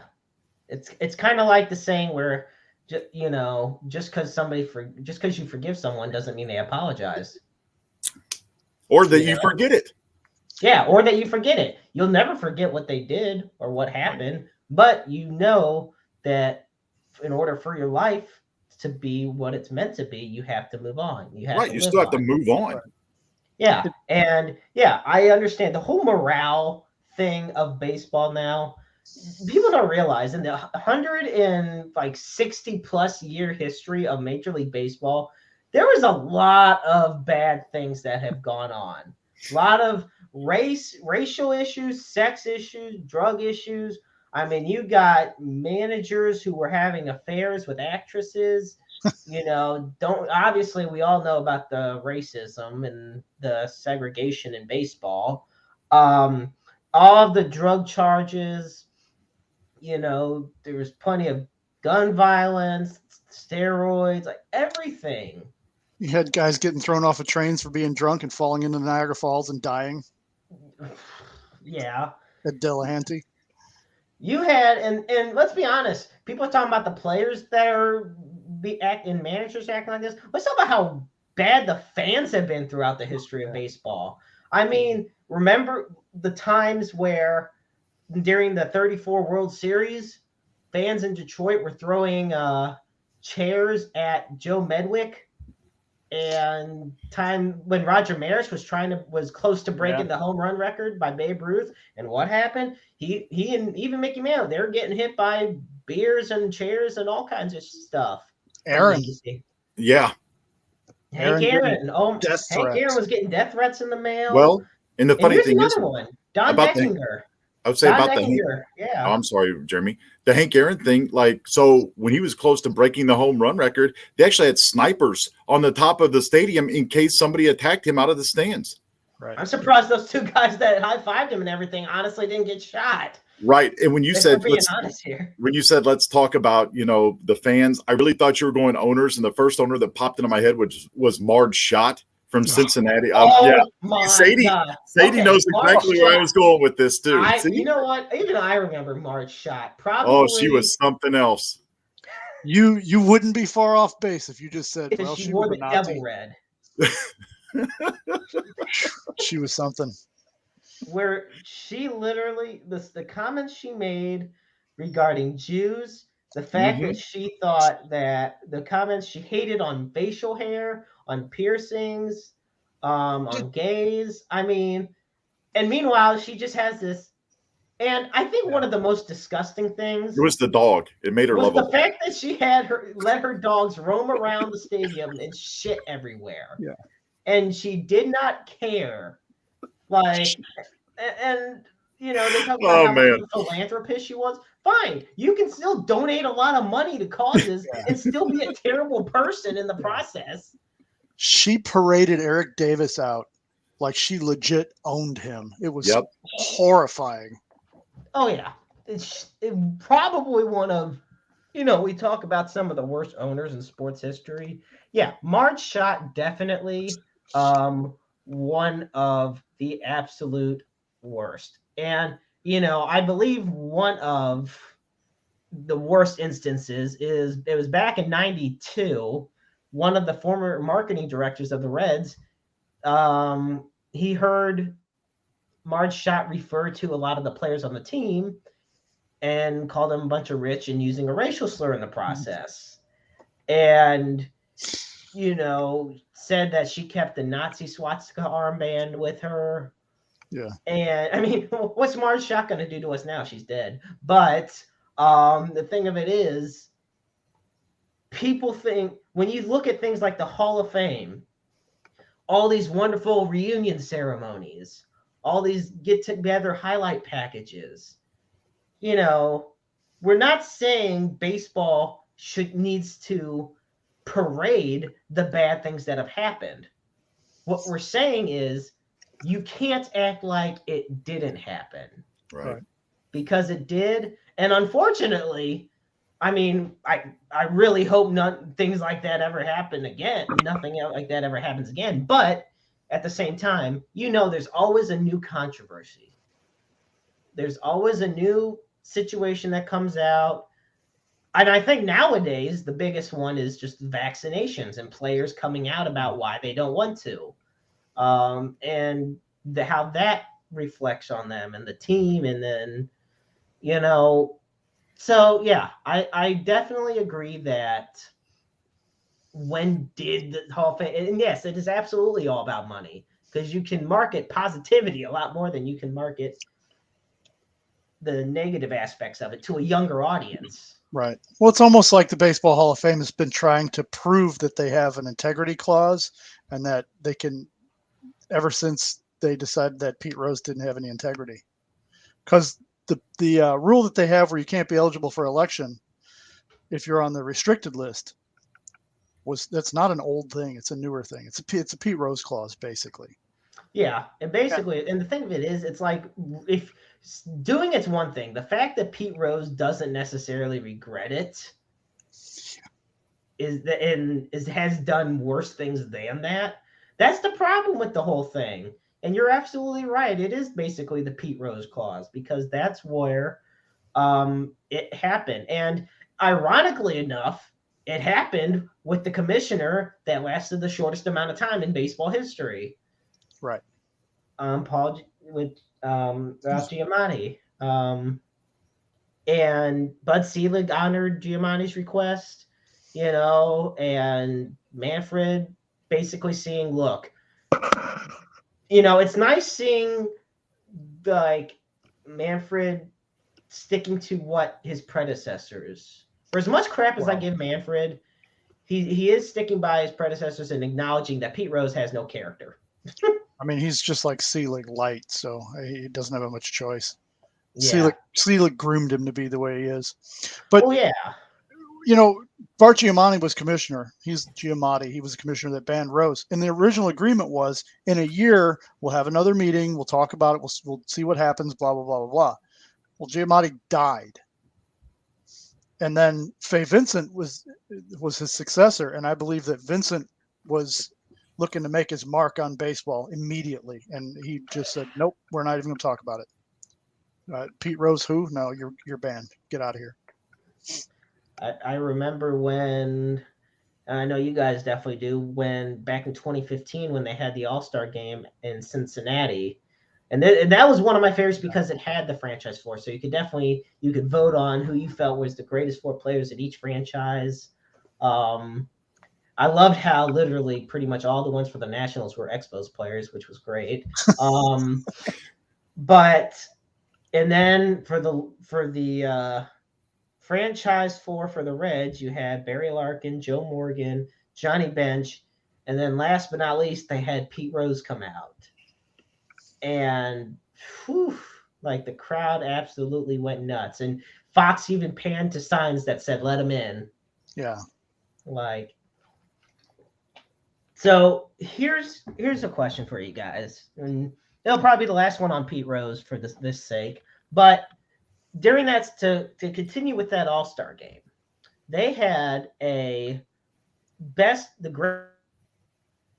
greatest, and the four that were the greatest living at the time were Sandy Koufax, Willie Mays, Hank Aaron, and Johnny Bench.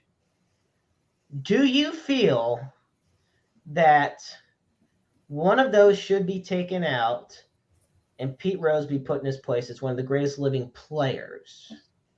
No, I don't think so. I think that four stays the way it is. You would have to present a pretty strong case for me to take out one of those players to put in Pete Rose. I understand that he was the hit king and his playing career was, outstanding, but I'm, just based on everything I know, no, Pete Rose stays out. Yeah. The only person I would even remotely make an argument for would be to remove Johnny Bench. But even then, Johnny Bench had a clean career, and he was just as much a part of that big red machine as Pete Rose was.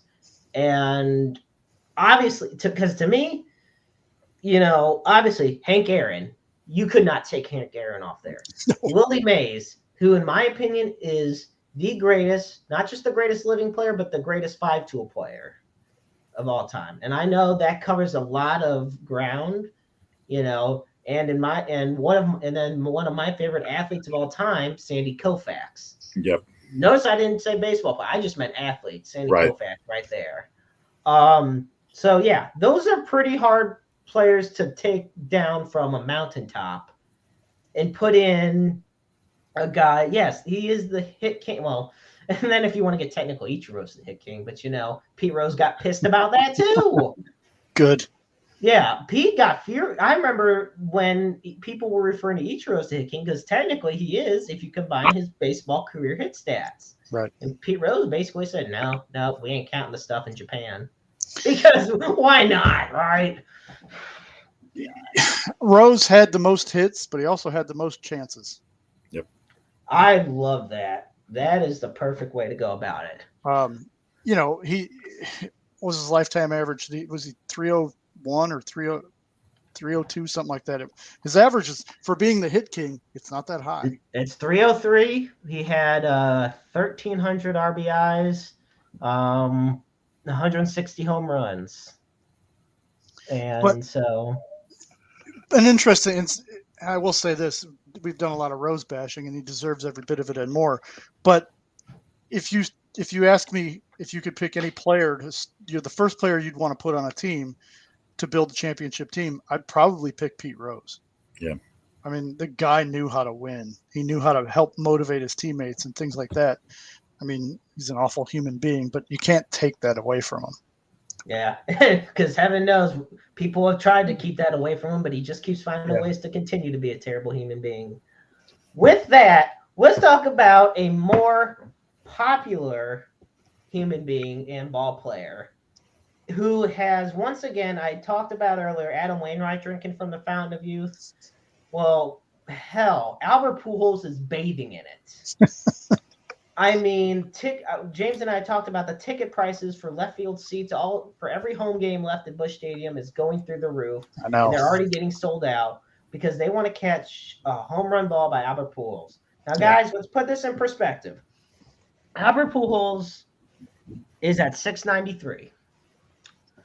We are about a month and a week left of the regular season. Yep.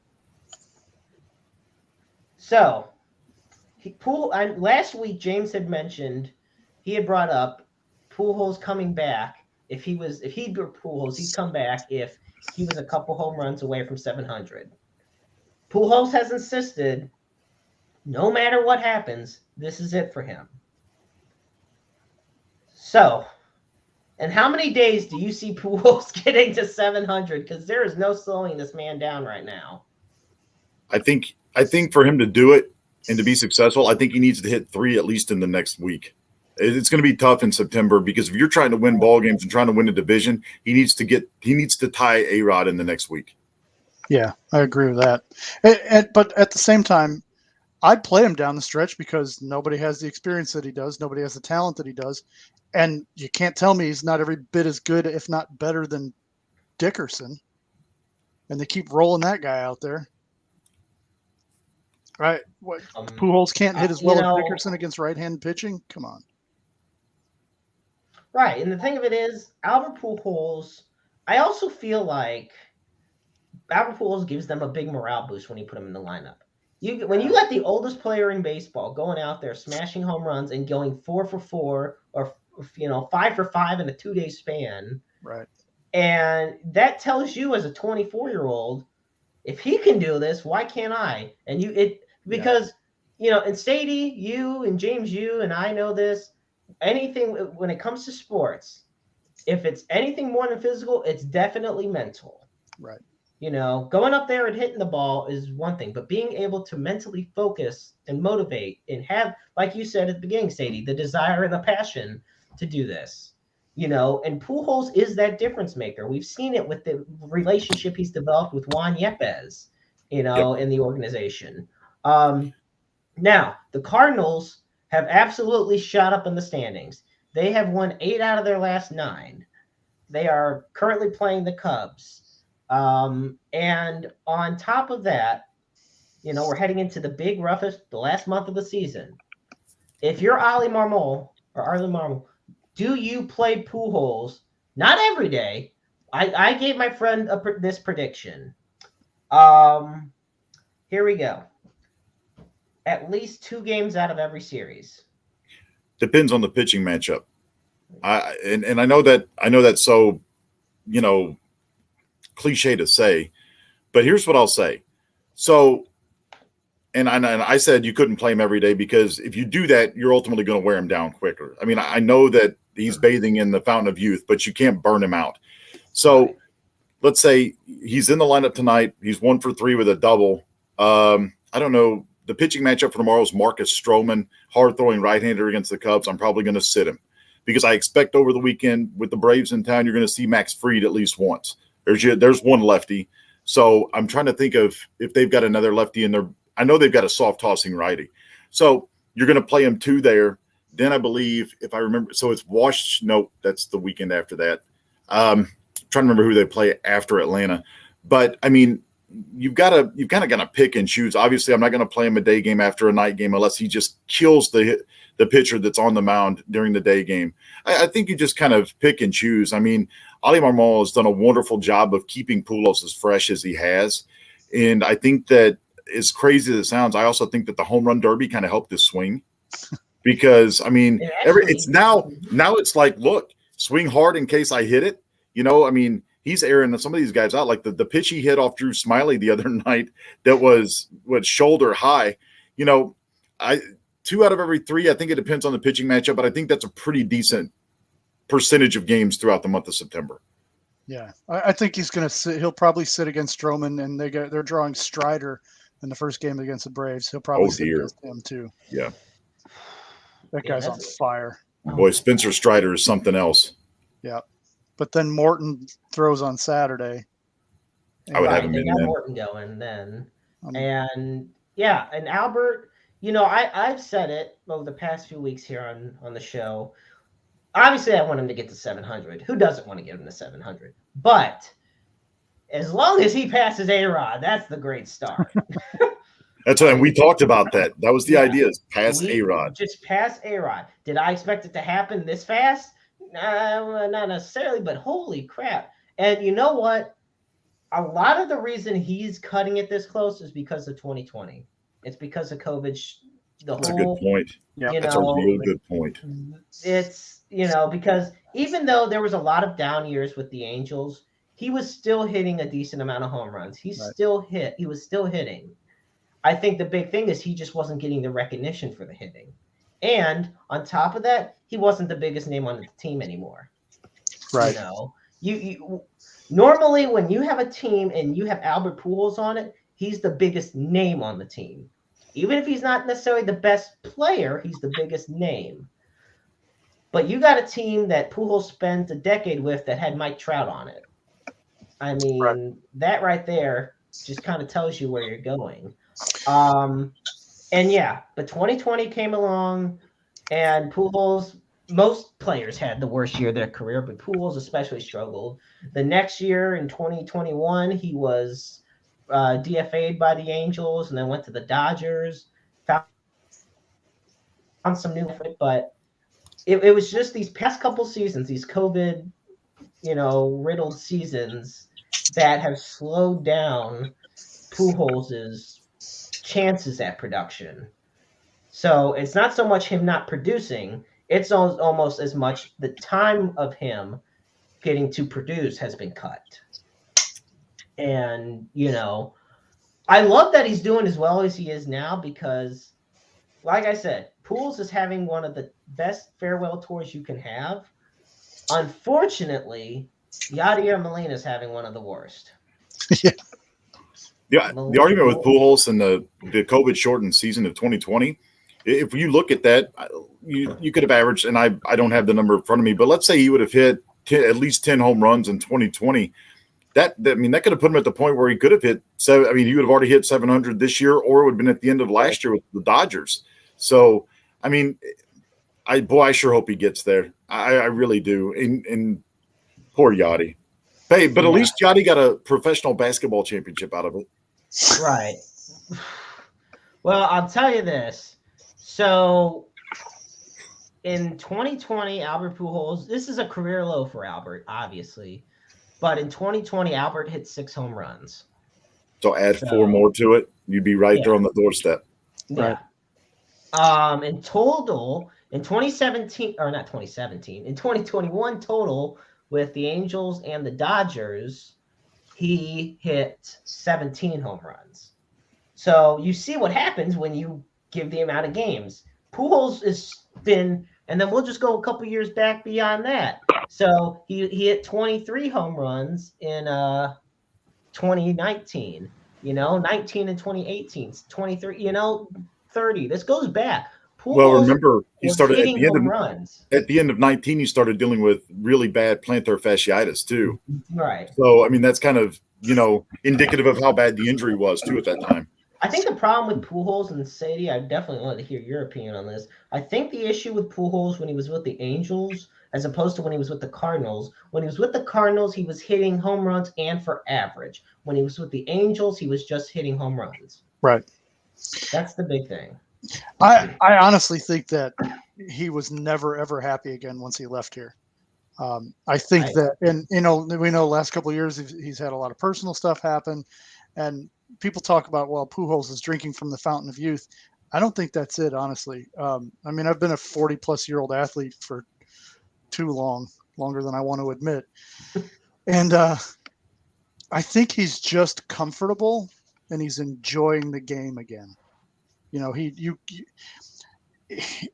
was obvious he was enjoying the game when he was younger, and it just seemed like a lot of that went away when he's under a lot of pressure in Los Angeles. The moving from the Cardinals, signing that giant contract, and trying to bring a championship to a team that hadn't won. And I can't remember when they won the series. I can't remember what year it was. 02. Yeah. Yep. Rally monkey. Yeah. All of that it's a lot of pressure. And I mean, even the best people get crushed under that kind of pressure. And he's back here now. He's where he wanted to be. His foundation is going strong. He's just enjoying the game again. Have you ever seen Pujols as animated as he is this year? No, never. Yeah, he's just having fun. And that's the biggest thing. And I love that you brought that up, is he's having fun and he's comfortable, because, as much the year after Pujols left, a couple years after Pujols left a sour taste in the mouth of a lot of folks here in Cardinal Nation. Right. But when the time came that he ended up coming back, I mean, you remember opening day, and basically every game since, it's like he never left. Yeah. It's like he's been with us this entire time. Albert Pujols is more than just a ball player that plays in St. Louis. He is a figure that's touched the hearts of everybody in St. Louis. Right. He's up there with he and Molina and Wainwright. That trio right there, has been a part of our lives for literally since the start of the 20th century. Yeah, 22 years.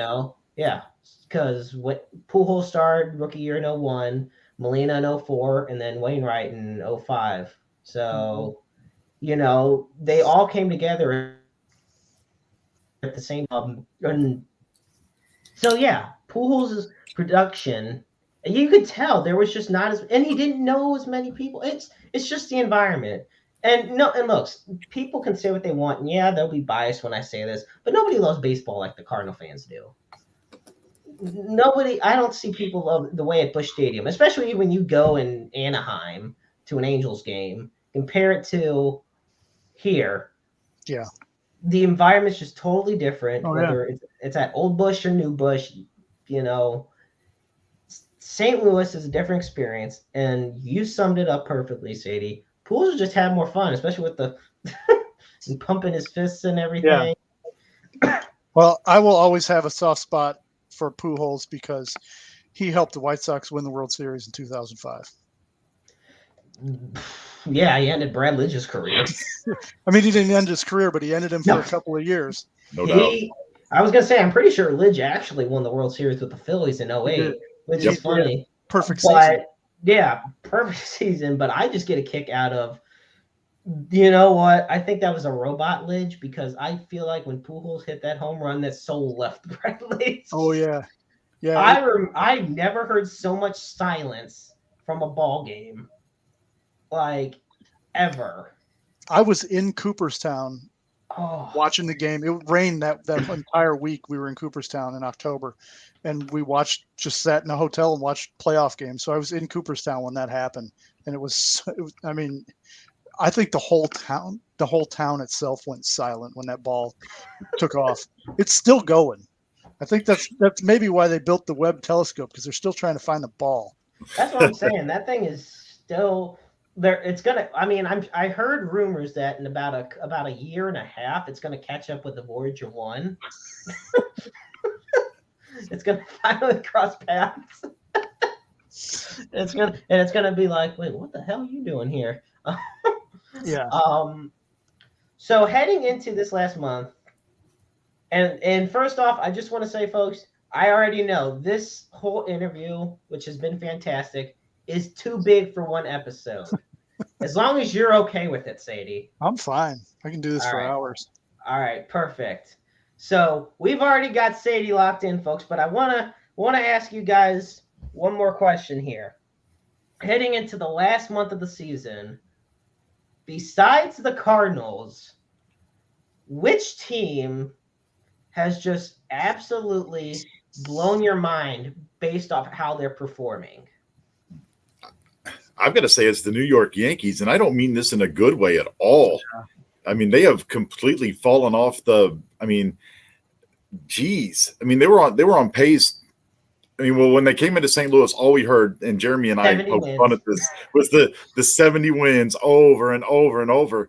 Well, you trade, I mean, markedly your second best starter in Jordan Montgomery to the Cardinals for a player that hasn't been able to play a game for you yet. Brian Cashman come out today and still said that he doesn't regret making that deal. I think it's the Yankees, and the Yankees look bad.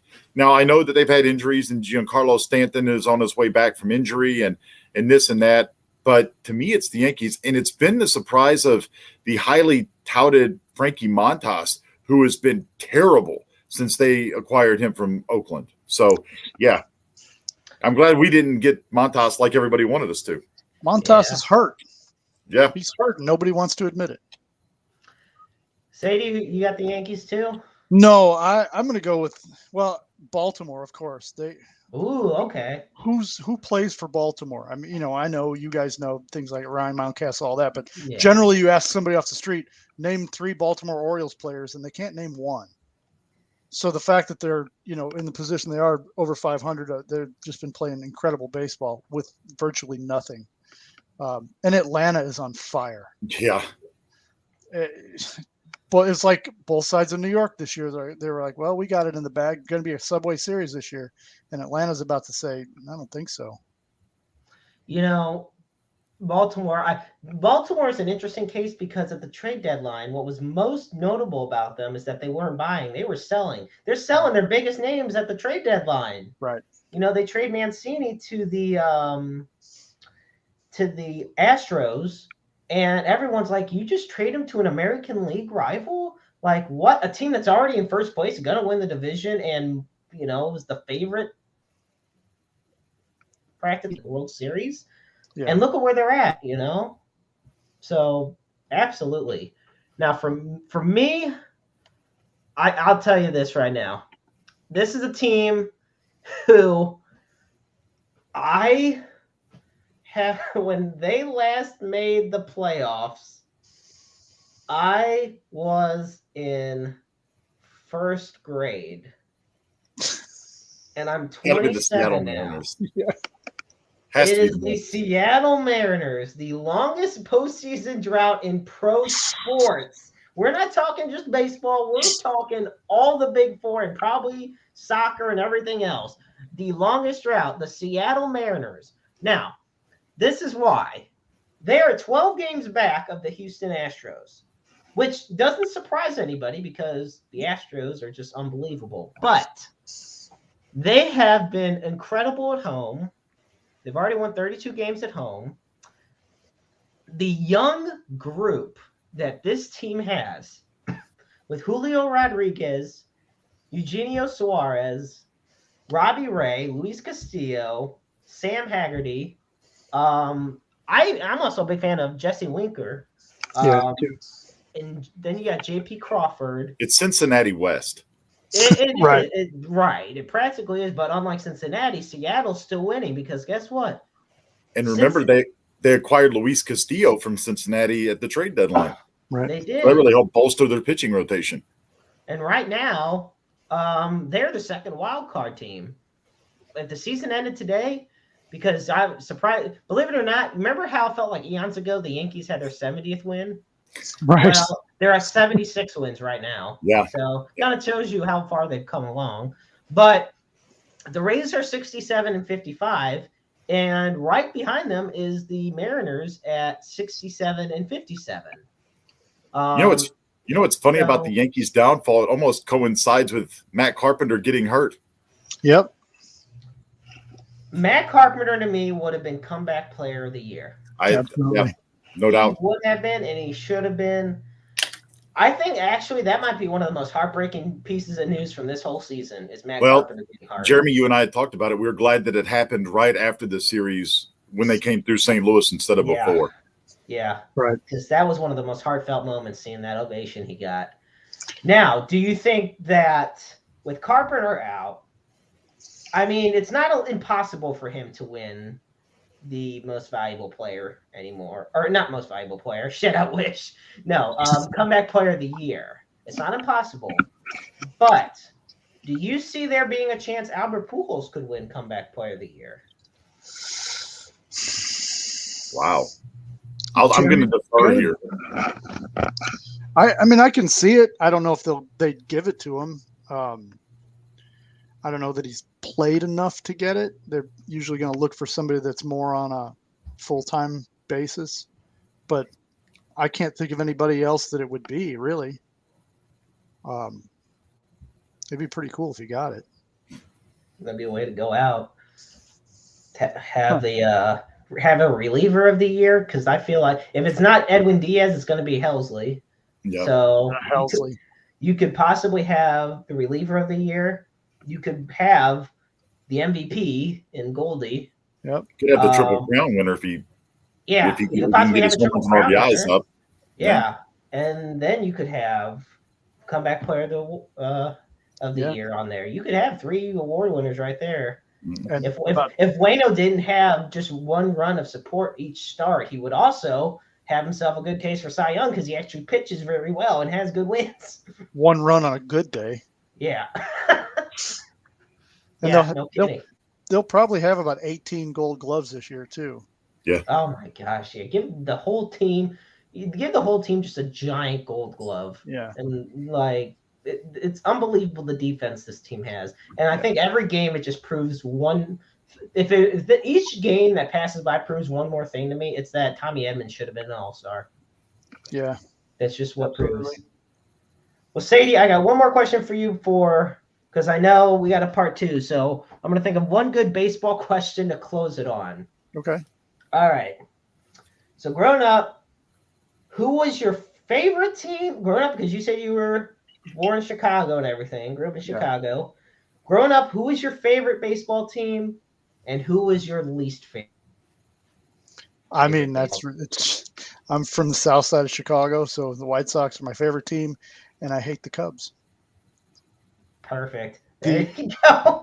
The worst day of the year for me is the day the Cubs win their first game every season because my dream of them going 0-162 is killed. Perfect.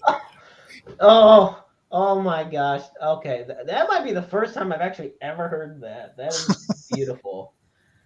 Well, see, that's where we know a little bit more. We started the show knowing about the man known as Sadie Blaze. Then we got into the big baseball chunk. But of course, folks, there's a lot more to talk about. And unfortunately, we can't all do it one week. What better way to end a show than to have a cliffhanger? That's the way I like it. Sadie, We'll catch you next week. Thank you so much for being on, buddy. Sounds good. Appreciate it. I'm Ladies glad and to be here. gentlemen, Sadie Blaze here live on Roundabout Sports, presented by Interstate 70 Sports Media. Love you, man. We'll talk to you soon, okay? Great. Thank you. Yep. What an absolutely amazing guy in so many ways. I tell you. Fun.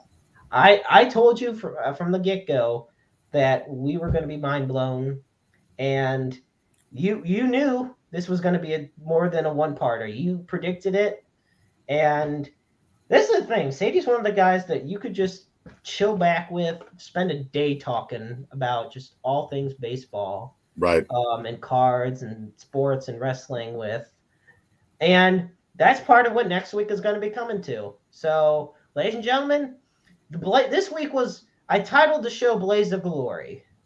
Perfect for all you Bon Jovi fans out there, or I guess for all the Sadie Blaze fans out there too. And next week, we're coming right back at you with more Sadie Blaze, where we get to know even more about the man himself and the man inside the squared circle, as well as out of it.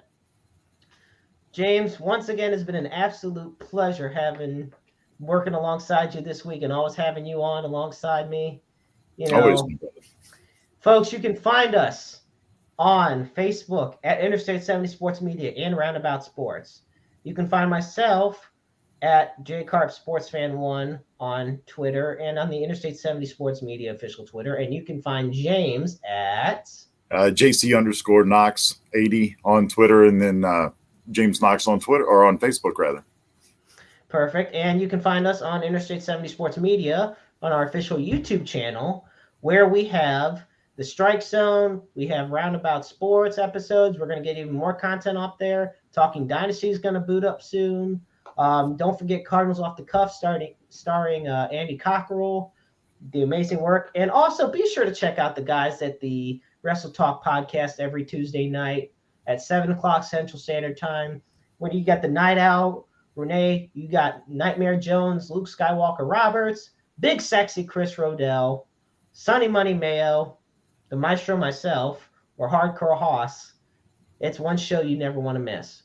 Folks, thank you so much for tuning in. But before we let you go, of course, as always, we like to close and put up our very special hotlines, because in the world we live in today, mental health issues need to have more attention given to them. You know, and if you struggle with any type of mental health issue, or you feel like you need someone to talk to, call the NAMI hotline at 1-800-950-NAMI. It's 1-800-950-NAMI. The line's always open 24/7, 365. And of course, as we always close the show, we have the Suicide Awareness and Crisis Lifeline. Used to be a full long phone number, but now they've dialed it down, no pun intended, to just 988. And it's open 24/7, 365, 366 on leap years. And we cannot stress enough. We all of us cannot stress enough that you are never alone in the world. There is always someone out there that loves you, that cares about you, that wants to listen, that can listen and will. You know, I know it's hard. Never be afraid to go out and just find that support and reach out to somebody when you're struggling. So thank you so much for choosing to spend your Wednesday night with us. We look forward to having you back on next week for part 2 of Blaze of Glory. With that, I am the Maestro, Jeremy Karp. I don't know who I am anymore. He doesn't know who he is anymore. He has some identity crisis issues. You go. So there you go. It's just at the bottom. That's Hollywood James Knox. I'm the Maestro, Jeremy Karp. Thank you so much for tuning in. And remember, life is a book full of empty pages just waiting to be written in. Make your lives worth reading.